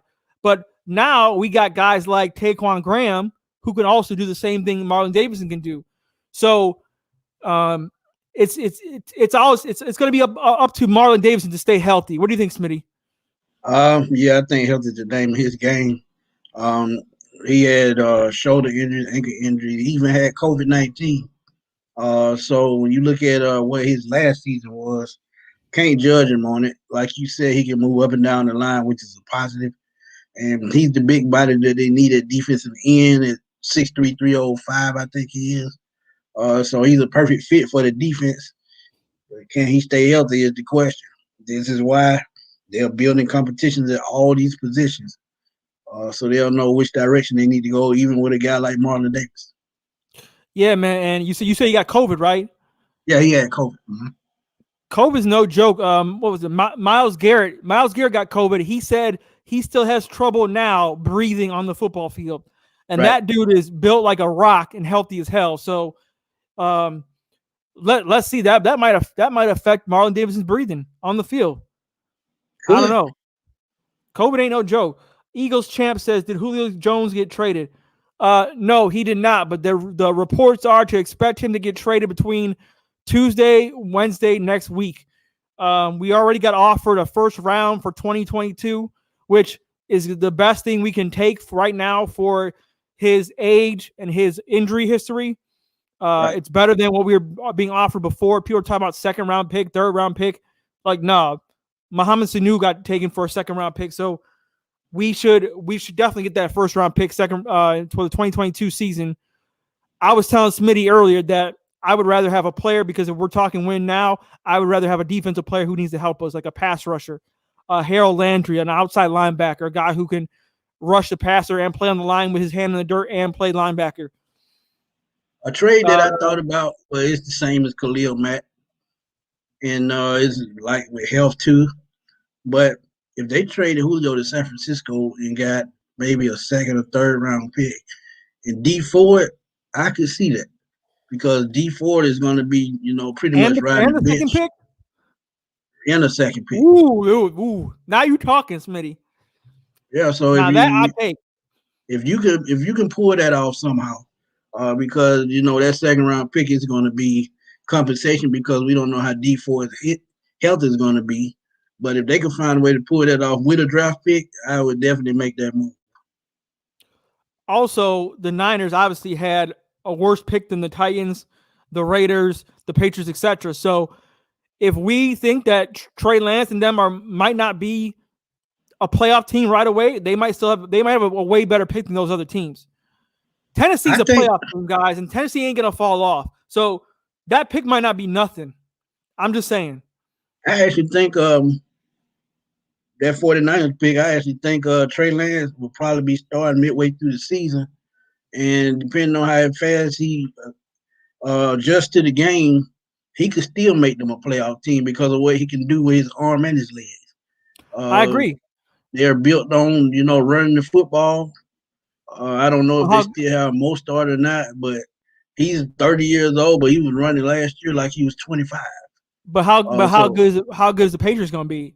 You want to take their pick? What about the Raiders? Patriots, I can see the Patriots. But see, this is the difference between the Patriots and everybody else. The Patriots don't even necessarily need their first round pick. Anytime they have a pick at the bottom of the first round, they use that pick to trade back, get 2 picks, and get 1 pick the next year. This is how they do. So the Patriots, they really don't count because they don't even care about them first round pick. Everybody in the live stream right now, let me know your opinion. Who do you think is going to be the worst pick if we were to trade Julio Jones? Which pick should we get that's going to be the worst team for next year's draft? The Raiders, the Patriots, the Niners, the Colts, or the Titans? Let me know in the comments. Question about Golden Rooster. He says, where is that? Oh, here. I thought we should have kept KZ at super low salary. I don't know why they moved him to nickel. He led the NFL in interceptions. Let him stay at safety. Then he had a shit season at nickel. Shake my head. Well, in my opinion, and Smitty can speak on his own about KZ, but he struggled. He got injured a lot on his own, and it was his fault. It was his fault because he had a tendency to lead with his shoulder and not wrap up. He would also miss a lot of tackles for not wrapping up. He'd also take a lot of chances and get burned. So, to me, KZ was a good experiment, but he's in that mold of Robert Alford where he takes too many chances. And in my opinion, I don't think we can no longer afford to be like that. I don't. I like more solid lockdown people who know how to play the position, can tackle like Richie Grant. If you guys watch his tape, he's not going to leave with he don't care about the Sports Center, blow him up, lower your shoulder hit. He wraps up and tackles solidly. And so that's going to be the improvement on our back end at safety so we don't need a guy like KZ, in my opinion. What do you think, Smitty? I totally agree with everything you said. And we talk about when he led the league in interceptions. I think 4 of those interceptions were tip passes. So he was always in the right place at the right time. Slot corner, it helped him a little bit. But like you said, and I agree, he missed way too many tackles and playing out of place. He kept getting tied up, couldn't shed blocks. So I think it probably happened for the best. April Thomas, thank you for joining the stream. If you guys are new to the stream, please like that video button and please subscribe to my channel. Please subscribe to Smitty Sports Machine. And I thank you guys for joining. April Thomas says, do you think the Atlanta Falcons defense will be a top 10 defense this year? I do not. I still think that we are a draft away from being a real, actual solid defense. I think you got to get a year under the belt for TF and Arthur Smith to really take control of this defense. Dean Pease, I'm not sure if he's going to stay another year. He might go back into retirement. Who knows? But I think maybe top 15 to 20. I don't think we're going to be near dead last like we were last year, if that's what you're asking. So I'm going to say 15 to 20. I can't go top 10 yet. I'm going to have to see it.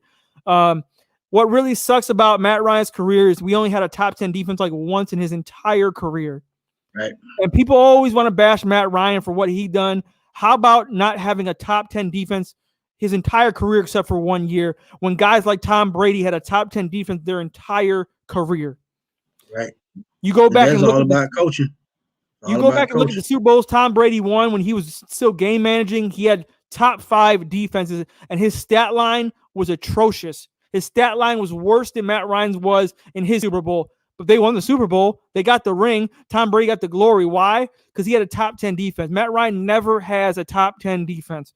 So that's one of the things that I will never forgive our franchise for not building around Matt Ryan. Yeah, they gave him all the offensive weapons in the world, but it don't mean nothing if you can't stop a nosebleed. Smitty, what do you think? Yeah, I agree. I'm going to 20s range. I don't think they'll be dead last or near the bottom 5. But one thing that has to happen, the Falcons have to control the clock and have to get that run game going every game. They can't take a game off. because this is gonna, depend. This will let us know how the defense will be, because the less they're on the field, the better they will be. So controlling the clock, I think, is going to be key for the Falcons this year, because, like you said, their defense is probably not top 10, top 15. But for the Falcons to be successful, that means they have to keep them off the field. Agree. Eagles champ says, and I appreciate Eagles fans joining my stream. I always appreciate when another team joins my stream. He says, AJ Terrell, very underrated. I wish we traded with the Falcons. Give you first. I appreciate that, man. To be honest with you, I was one of those dudes who doubted AJ Terrell, and I apologize to that man because I believed the tape from college, and I saw a lot of times he was getting burnt, but those were few and far between. The rest of his tape, he was a solid corner, so I owe that apology to AJ Terrell. I think he's a great corner, and for him to play as a rookie, like, I know a lot of people were killing him that Chiefs game where he dropped the interception. Like, the dude still got a pass deflection. He is a rookie. Like, I can't believe we're killing this guy for that. Like. Remember the Super Bowl when Julian Edelman caught that pass? If only Robert Alford just deflected the ball instead of trying to pick it off, we would have been Super Bowl champions. I'm just saying. But that's for another day. So I appreciate you, Eagles champ. And you tell me, Eagles champ, how you feel about the Week 1 Falcons, Eagles. How you feel about that matchup, Eagles champ. I have a sneaky suspicion, Smitty, Devontae Smith is going to get loose for a touchdown. I'm calling it right now. I wouldn't be surprised at all. They played together already, so they know each other. So, but let me tell you about this with cornerbacks, and people got mad about that. I'm glad you brought that up. Cornerbacks play defense for a reason. They could be wide receivers, but their hands are not all that. This is why they're on the other side of the ball.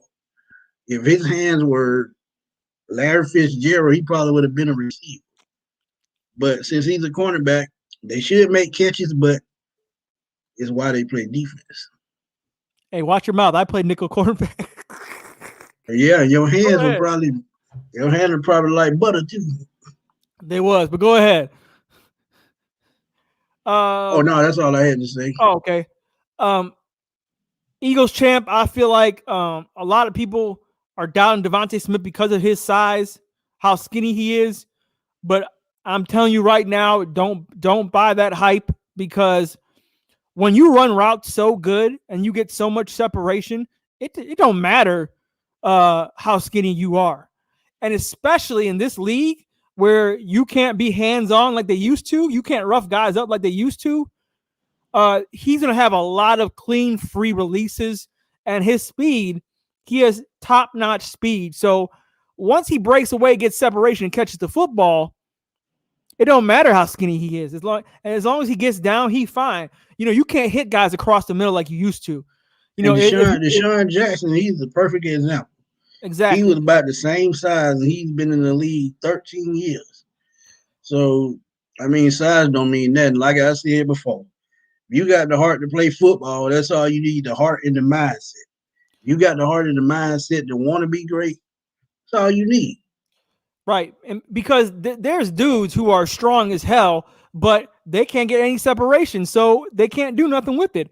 So Devontae Smith, I think, is going to be fine, especially in this. If you came out in the 90s, then I'd be worried. And also with the whole injury thing, let's not act like some of the most muscular built receivers in this league don't get hurt all the time. Like we just talked about Calvin Johnson. So who's to say like a small guy like Steve Smith barely got hurt his entire career? Yeah, so he only missed like 5 games his whole career.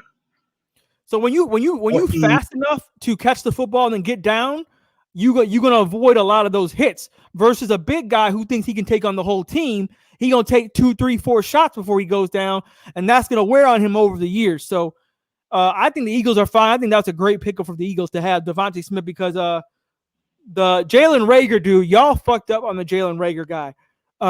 Y'all could have seriously had Justin Jefferson and Devontae Smith on the same team, and y'all really would have been killing it. But you messed up there, but I think you guys bounced back nicely with Devontae Smith. I think the Eagles week 1, I'm a little afraid because we struggle versus mobile quarterbacks, and Jalen Hurts can get loose.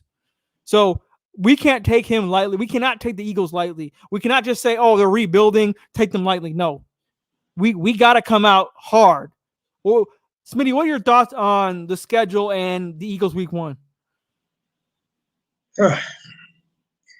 Well, I always say, man, teams are professionals.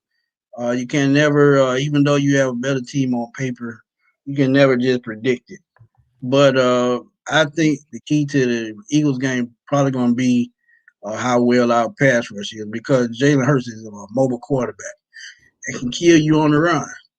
And like you said, all Devontae Smith need is 6 inches. He can take it to the house. But if we don't get that pass rush week 1, it lets us know that we still have a lot to work on. Even though I expect us to win that game, I would not be surprised if we lost. Week 1, guys, in the chat, what are you specifically looking for the most week 1? Are you looking at Kyle Pitts' production? Are you looking at the run game? Are you looking at the offensive line? Are you looking at the pass rush? Are you looking at the secondary? I need to know what the play calling. What are you guys looking at week 1? To me, it's pass rush. If we don't have a pass rush, nothing else matters. What about you, Smitty? I'm going to go what you said. I agree with that. But I think, as I said before earlier, I think the run game, controlling the clock is going to be important. They're going to have to keep teams off the field no matter who they're playing. If they can't do that, it's going to be another long season. So controlling the clock, running the football, setting up play action, no huddle is going to be key. The run game is the center of everything. I agree, but I'm looking more at the pass rush because I feel like if we march down the field and Kyle Pitts scores a touchdown, and then next possession, the Eagles march down the field and score a touchdown, it's like that washed out everything we did. If we don't have a pass rush, it doesn't matter what Kyle Pitts does. We gonna be another season of scoring 30 points a game and still losing the game. That pass rush has to stop somebody. Has to. What about y'all? Tyler Russell says scheme in both offense and defense. Archangel week 1. I want to see how our defense do. Golden Rooster defense. Tyler Russell. I'm looking at defensive improvements overall. Tyler Russell says, Jazzy Jeff, Shannon Sharp was talking about how Terrell got beat a lot. I don't remember that. Do you? He got beat quite a bit, but you got to think about his growing pains. As a rookie, you're going to take your lumps. This is how you get better. And if you've been watching him this offseason, who he's been working with, I think he's gonna get better.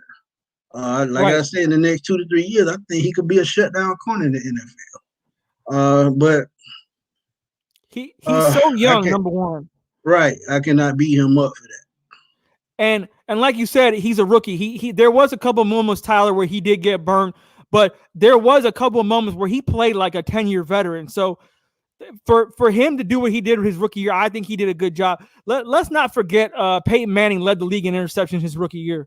So did people write off Peyton Manning right after that, even though he had a Hall of Fame career? Like, you got to give – I think, Smitty, the problem with today's NFL is people want microwave results. They want guys automatically to produce right away, and if they don't, they're automatically written off as a scrub or a bust.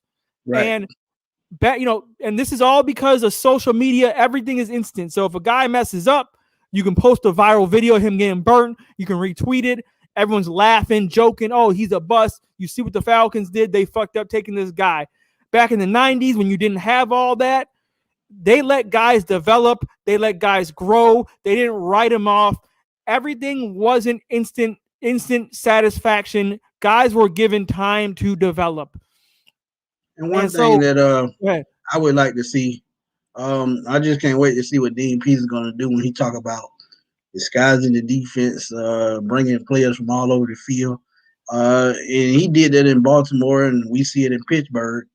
if the Falcons can follow that same type of philosophy and get to the quarterback, I think this will go a long way in determining where we're headed, short term and long term. I agree, because when I did a video on Matt Judon on the Baltimore Ravens, and man, they used him everywhere, coming off the edge, stunts, twists, bull rushes. They use cornerback blitzes with Marlon Humphrey. So many things that we actually tried during the season, but it wasn't enough. We tried it towards the end of Dan Career's tenure. Things that we should have been doing a long time ago. When we're more aggressive, when we blitz more, when we send guys off the corner, we do so much better than when we sit back and try to play. We're one of the worst zone playing teams in the NFL. Man coverage, we're getting burnt all the time. We don't have the personnel to just play them straight up. We have to do things to get to the quarterback, because we don't have the guys up front. We didn't have the scheme back then, and we just didn't have the personnel. So I think when you don't have the personnel, you have to use more smoke and mirrors. You have to use more exotic looks. You have to come from different angles. And so Dean Pease, I expect a cornerback blitz. I've seen Isaiah Oliver last year get a sack on a cornerback blitz.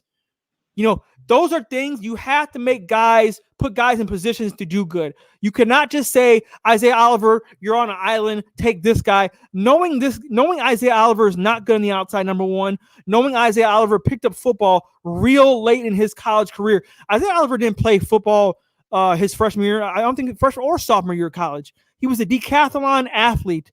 So right. He picked up.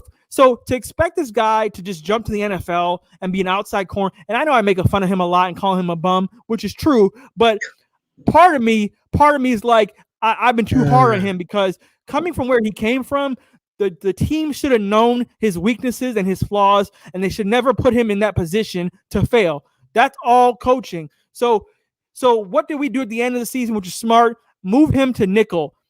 Nickel is so much easier to guard a slot than guard the outside. You are protected when you play the nickel slot corner position. So, and now it's funny you say that, because if you read his report coming out of college, it said plain as day that he plays better as a nickel corner because of his size.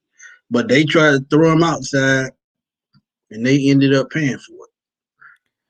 Same thing with Dante Fowler, and I kill this man all the time too. But people who aren't paying attention, like me and Smitty are, Dante Fowler on the Rams was an outside linebacker. He was getting tons of sacks. He was coming from different angles. He was delayed blitzing. He was doing so many different things.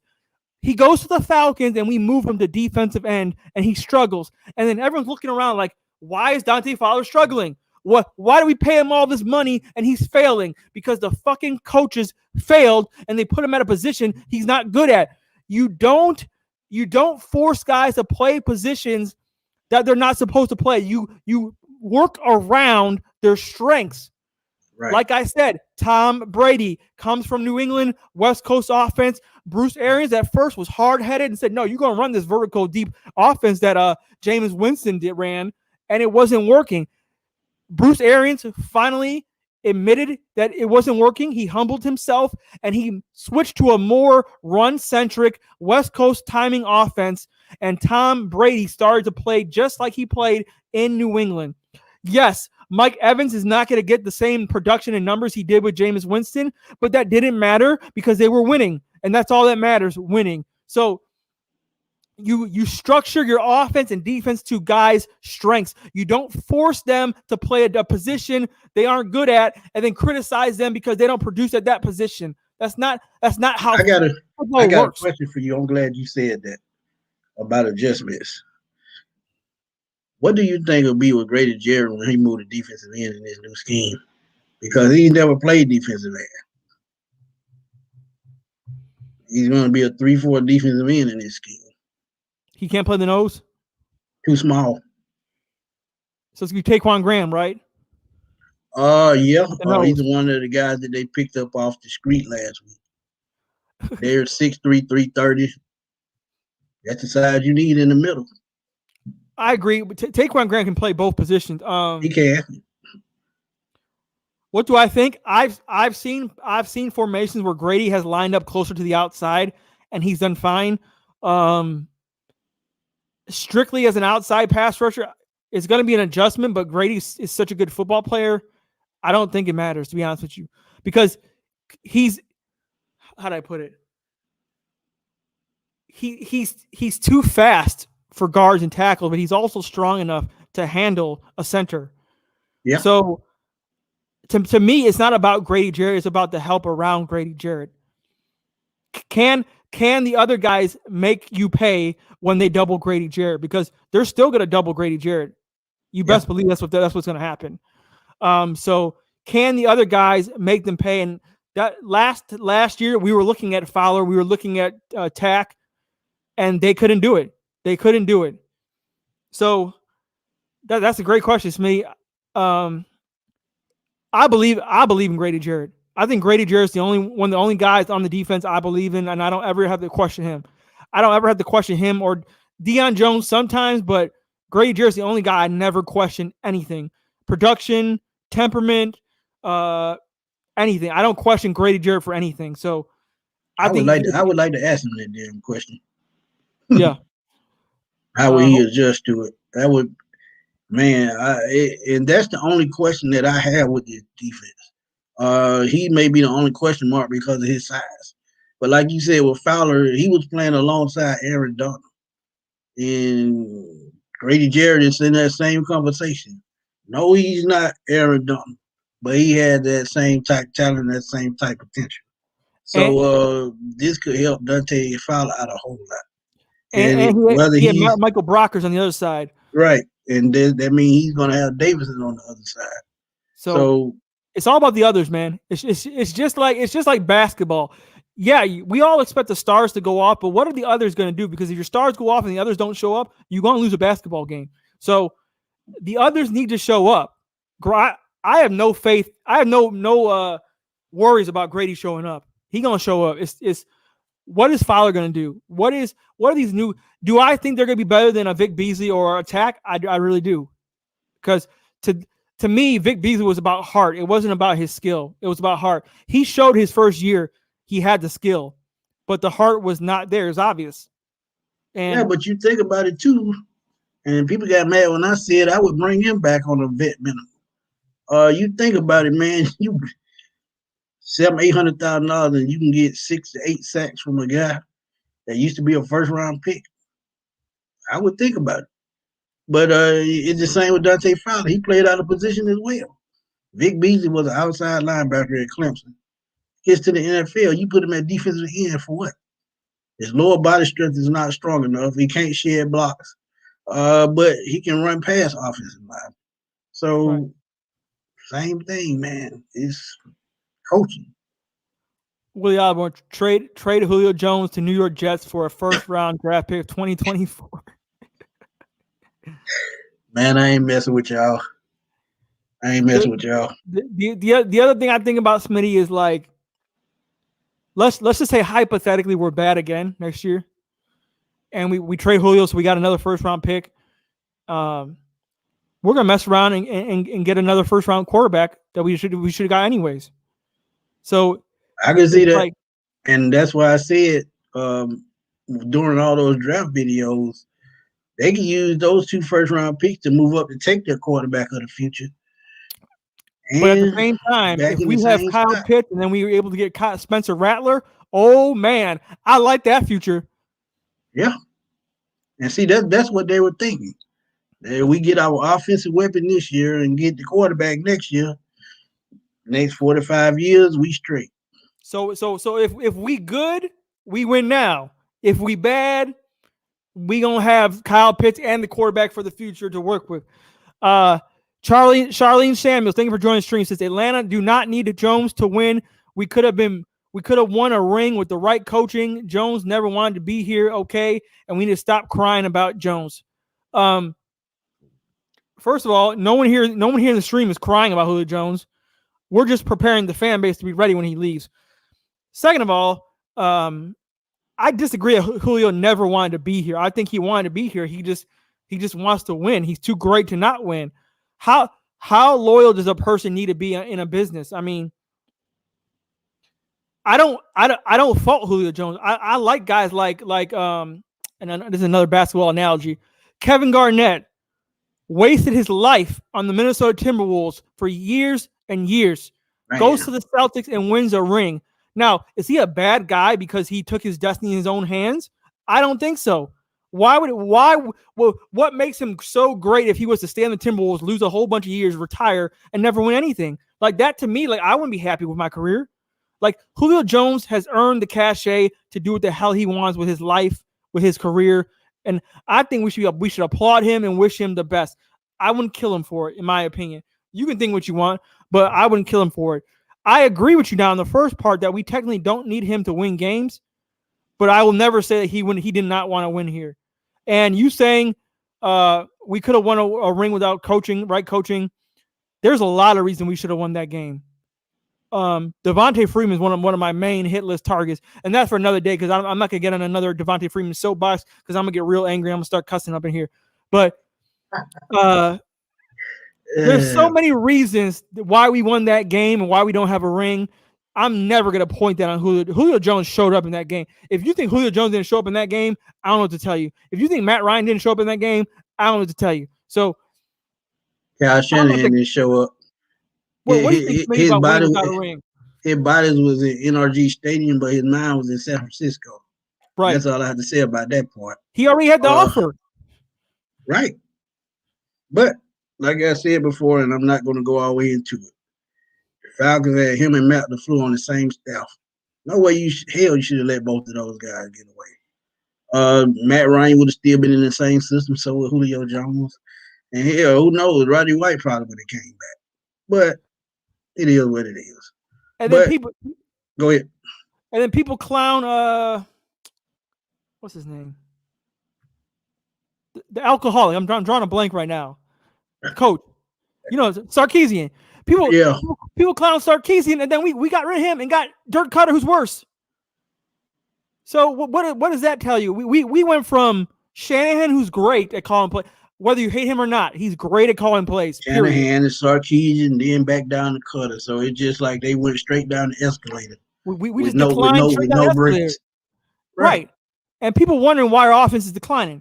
So that, but new regime, I'm not going to worry about. Me and Smitty are never going to dwell on the past. We are happy to move forward. That's why I'm wearing my Frank Darby jersey, because it's Darby season, and we gonna move forward. But it's okay to talk about what could have been, but I'm never gonna keep crying day in, day out about a player or what we should have done. Like, that's old. You got to think forward. So, Golden Rooster, thoughts on Deion Jones? He was great, but been off recently. Deion Jones, man, I think, I don't know, explain to Smitty. While you thinking about that, let me go on and say this. Go ahead. My thoughts on Deion Jones is this has to do with what he has up front. For a linebacker to roam free and fill the lanes that he needs to fill, you need the right men up front, the right defensive tackle, the right defensive end in the run game. So if he's going to have to shed blocks and he's not that big, he's not going to be effective. And this is why he was taking out a lot of plays. When you're trying to roam up the field and can't find the right lane and have to fight through blocks, your production is going to go down. Also, Smitty, what I was trying to say is Deion Jones kind of didn't know what he wanted to be. Like, when I say that is, first he was his rookie year, then he tried putting on weight to gain muscle, but then he was a little slower, so then he went back to losing weight again to be faster. So, and Dan Quinn preached fast and physical, but it wasn't helping Deion get off the blocks. It was making him tired in the fourth quarter. So then he tried to put on more muscle, and then he got slower. Then he went back to his speed. So Deion Jones got to be comfortable in being Deion Jones. Like you said, if we have the pass rush, Deion Jones being a small, fast linebacker, it works. Flying to the football works when you have a pass rush because they're stuck in the backfield. The guy don't know where to go. But if you're talking about we ain't got no pass rush and we need a guy to hold up and get off blocks, it ain't going to work because our defense is not built for that. So, like you said, I think that the pass rush and the linebackers go hand in hand. One guy I think that breaks through this year, he did last year. That's Foyer. Foyer showed y'all last year he's going to be the future middle linebacker or whatever position they want him to play. That's not taking nothing away from Deion Jones, but Foyer just has that different kind of fight in him. And I've seen it since his rookie season. He just couldn't get on the field. But now that he's part of the game plan, I think he's going to show out this Hey, year. Ray Station has been trying to answer a question. He finally realized that he can just ask me, and I'm gonna put it up on screen. These beers again. I'm gonna take a piss real quick. Could you just stay on, Smitty, and answer this dude's question? Okay. Go ahead. All right, I'll be back.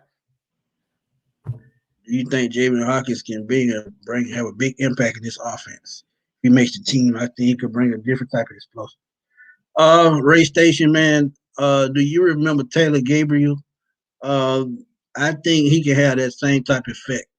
But Jamin Hawkins, he's a true game breaker. He averaged 6 yards a carry in college. So you transition that to the NFL, I think he can be very successful. Screen game, wheel routes, you name it, he can do it. So I think he could bring another element to the game. But the only thing is, like I've been saying, can the Falcons keep a consistent run game? If they can be consistent in the run game, I think him coming in as a third down back or a third down slot receiver to catch screens, I think he can be very, very important to this offense.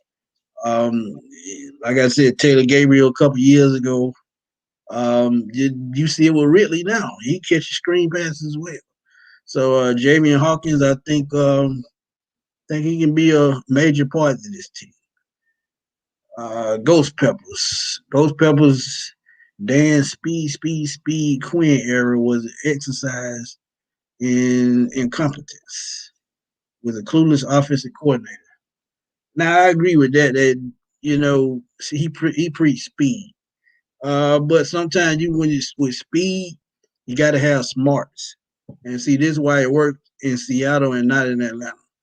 One thing about those Seattle defenders with the Legion of Boom, they were smart. Cam Chancellor, Earl Thomas, Reid, Richard Sherman, those guys are very knowledgeable of the game. And not saying the Falcons players are not smart, but one thing about Seattle's Legion of Boom, they always took the right angle. Whether it was picking out passes, rushing the quarterback, making open field tackles. This was the difference in Seattle than Atlanta. They were just football IQ was up here. So when you talk about that, I think that was the difference between Atlanta's fast and physical and Seattle's fast and physical, because that's where Dan Quinn got the idea from. Because up in Seattle, he had Gus Bradley, and by him having Gus Bradley to run that same type defense, he thought he could do it in Atlanta, but he could not, get the players just like Seattle had to be successful. So that's the difference with that, Ghost Peppers. What are we talking about? I went back up to Ghost Pepper when he was talking about Dan Quinn. Oh, this one? Being incompetent. Yeah. And I was explaining how the difference between the Seattle Seahawks defense and the Atlanta Falcons defense, why it didn't translate.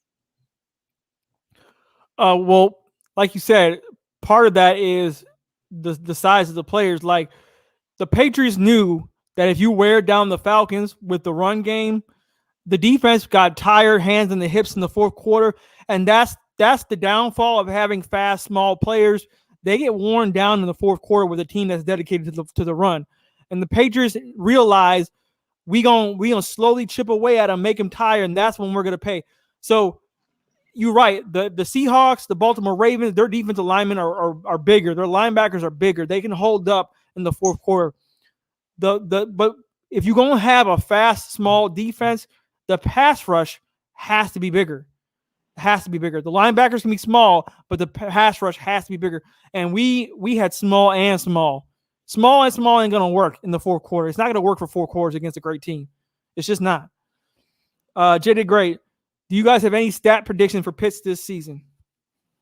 Smitty, go ahead. I said it on one of my videos earlier.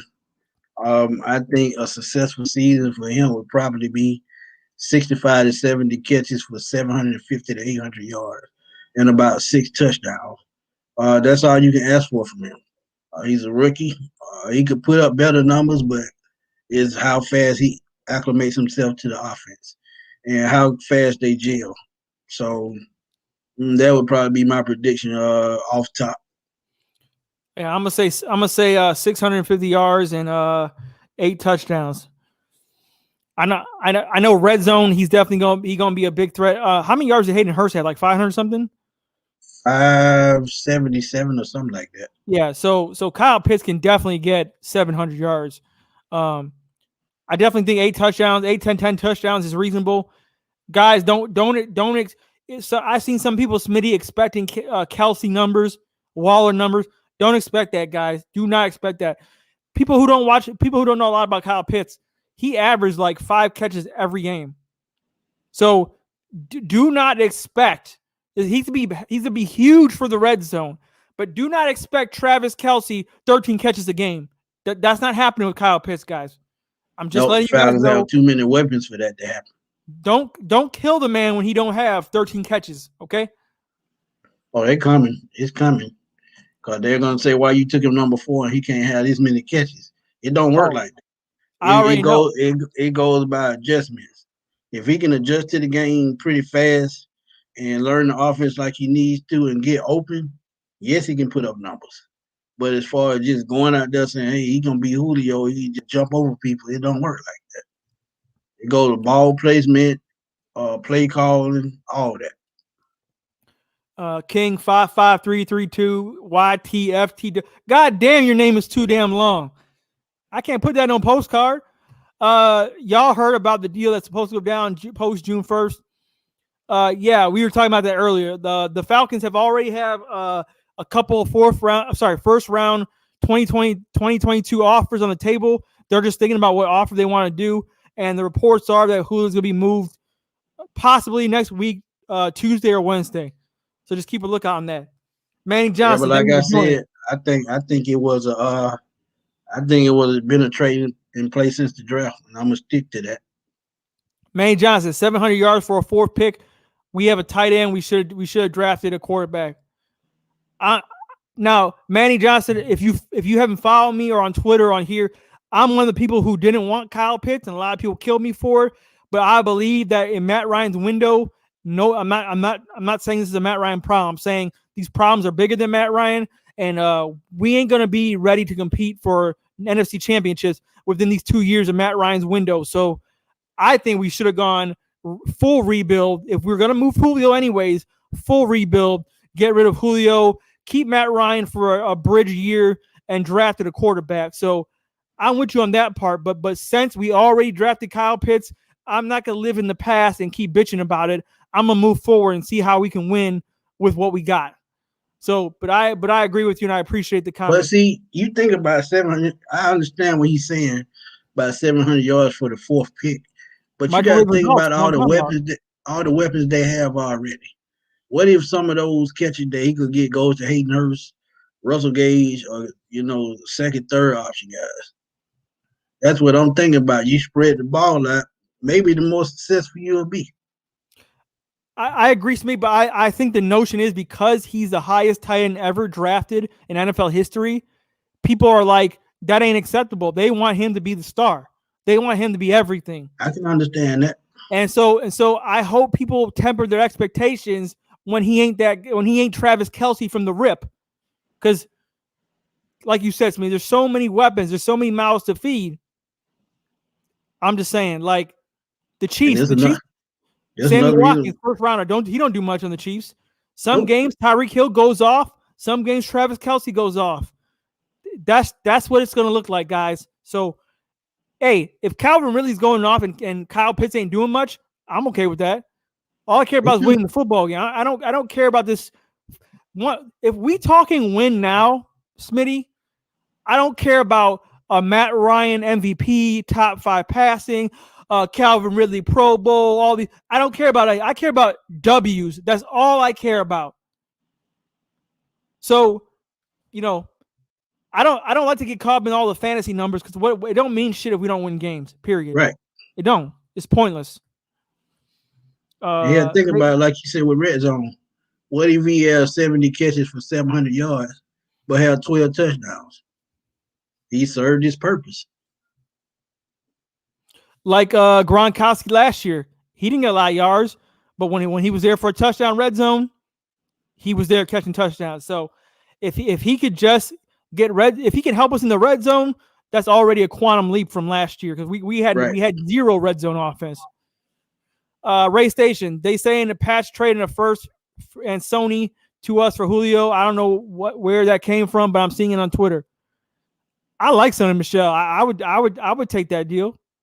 You remember me saying that a couple of weeks ago when we did a live that he would be on my radar next year because it's not going to take much to sign him. They probably did, probably get him for about $2 to $3 million. That ain't much a year. Yeah, the thing with the Patriots is they rotate back so much. There's never a workhorse back. You don't know really how good Sony Michel is. I've seen games where Sony Michel went off, and I've seen games where Sony Michel doesn't do nothing. But that's just how the Patriots operate. You can't. And Sony Michel has injury history. You're right, Manny. So, but in our rotation, I think Sony Michel would definitely be a decent back. It's just how are we going to navigate Quadre, Davis, Ito? We don't have to sign Ito. Hawkins. And those other guys, but I wouldn't mind having him on. We are going to get going in a couple minutes here, guys. But before we do, I just want you guys to hit that like button. Please subscribe to your boy Jazzy Jeff. Real talk, no gimmicks. Bring that real Falcons talk to real Falcons fans. And my man Smitty Sports Machine. We appreciate you guys on the stream. We're gonna answer a few more questions and we're gonna get out of here. Yeah, man, y'all. Go ahead. Please go to Twitter and find us, man, because we're always on Twitter talking football. Always. And with me, guys, I still have a full-time job and I work from home and I do this for fun. But so if I'm in the middle of working or whatever, I'm still on Twitter trying to talk football, post guys stuff for you. So please follow me on Twitter. The handle is Jazzy Jeff Real T1. Or you can find me on my YouTube channel, Jazzy Jeff Real Talk, and I appreciate you guys coming out. We're gonna answer a few more, and you can follow Smitty. Smitty, what's your handle on Twitter? At FatBoySlim _21. Okay. Why do they call you Fatboy Slim? I always want to ask you that. That's a long story, man. We ain't got time for that. I spit it up right quick though. Y'all may not know, but I'm a kidney transplant recipient. So.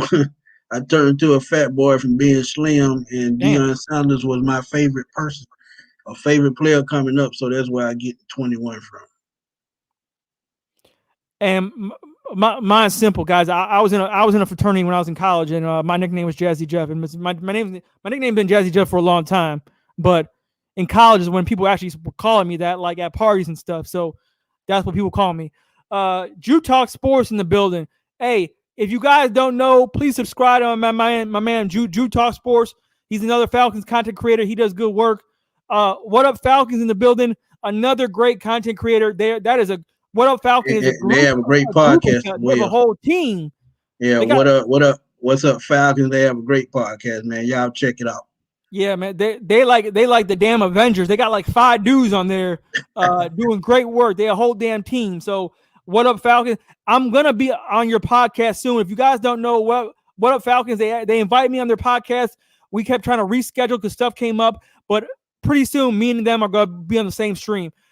Ray Station says I follow you on Twitter. I'm Fleek Nasty. Oh, that dude is funny. Yeah. He on Twitter, man. He's one of my guys. Man. He's funny, man. Hey, he keep the jokes. Hey, I appreciate you joining. Hey, Atlanta Nation says, yo, I appreciate you joining the stream. King says Pitts will win Rookie of the Year. Watch. That's gonna be hard. There's so many good rookies out there. Because if Trevor Lawrence even have a decent year, I think he's a shoo-in. And like I said, you still got Devontae Smith, Najee Harris, you got ETN, you got a whole bunch of guys. So I'm glad you said that with Najee Harris. He went to the perfect spot. oh He's yeah, a Pittsburgh Steelers type running back. Le'Veon 2.0. He can pound the ball and he can catch out the backfield. So right. Najee Harris is a perfect Steeler. He could win Rookie of the Year. Let's see. Couple more guys, then we're gonna head out. I see Jeff rocking that Darby jersey. Hey, you know it. My goal is to have Darby reply to me on Twitter. That's my goal. I'm gonna keep bothering his ass until he replies. I sent him a Twitter post out earlier to join the show. I guess he didn't get it. He ain't on Twitter. But that's what I do. That's how I get Falcons legends. I just reach out to them, and some answer and some don't. That's why I shout out to Terrence Mathis, Chuck Smith. I talk to those guys on the regular, man. They very down to earth, very cool. I've had Roddy White like my comments. Ridley. I had Mohamed Sanu reply to me. A couple other guys. Julio never.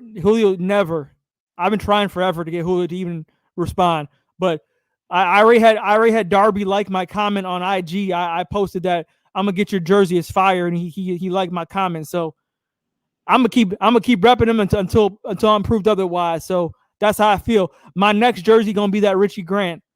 I want that Richie Grant gradient red jersey. Well, what about you, Smitty? What's your next jersey? You gonna get a jersey? Probably with my name on it. What's your name on it? Yeah, with my name on it.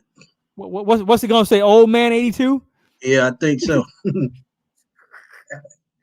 Yeah. Hey man, you know I got the joke, man. It's all good. Always hey, man, talking about boys. Man. We keep the jokes, man. You gotta have fun. It's all about fun. Man. And one thing about my channel and Smitty's channel, we never bring dudes on here to clown them or insult them or question their fandom. Like we don't do that here. We too grown for all that trolling, immature stuff. Man, we clown football, we clown 24/7 every time we get together. It's got to be about fun, man. If you're not having fun doing this, then you in the wrong business. Right.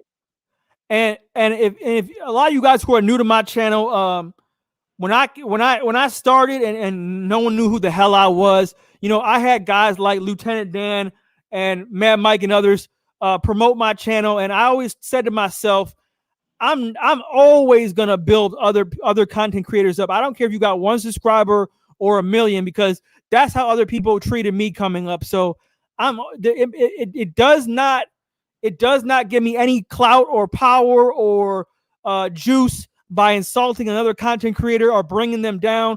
I don't believe in that. I believe that when one person eats, we all eat. So right. I'm always going to promote everybody. If you are a new content creator and I follow you on Twitter, I will subscribe to your videos. I will retweet your videos. I will reply to your videos. I will make sure everybody knows who the fuck you are, because that's how I got started, and I'm always going to pay it forward. So please subscribe to What Up Falcon podcast. And you got to remember you were in their spot once before. Exactly. You started from the bottom and you had to climb. So you helped them climb to get to where you are. And even if they pass you, you still cheer them on and you still support them. Exactly. And this is not a competition to me. I didn't do it because, hey, I want to have everybody, on my jock and I want the most subscribed. I do this because I love the Atlanta Falcons. I do this because I love talking football. That's why I do it. Whether I have 1 subscriber or I lose 20 subscribers, I'm still gonna do this because I enjoy it. I don't even need the money, even though I greatly appreciate it. And I thank you guys for the ones who gave me super stickers, but I'm still going to do this regardless. I'm never going to come on here and demand subscribers or demand money or talk down on other people. That don't do nothing for me. So I'm always going to promote everybody who loves the Falcons, content creators, because I respect the grind, because I know how hard it is.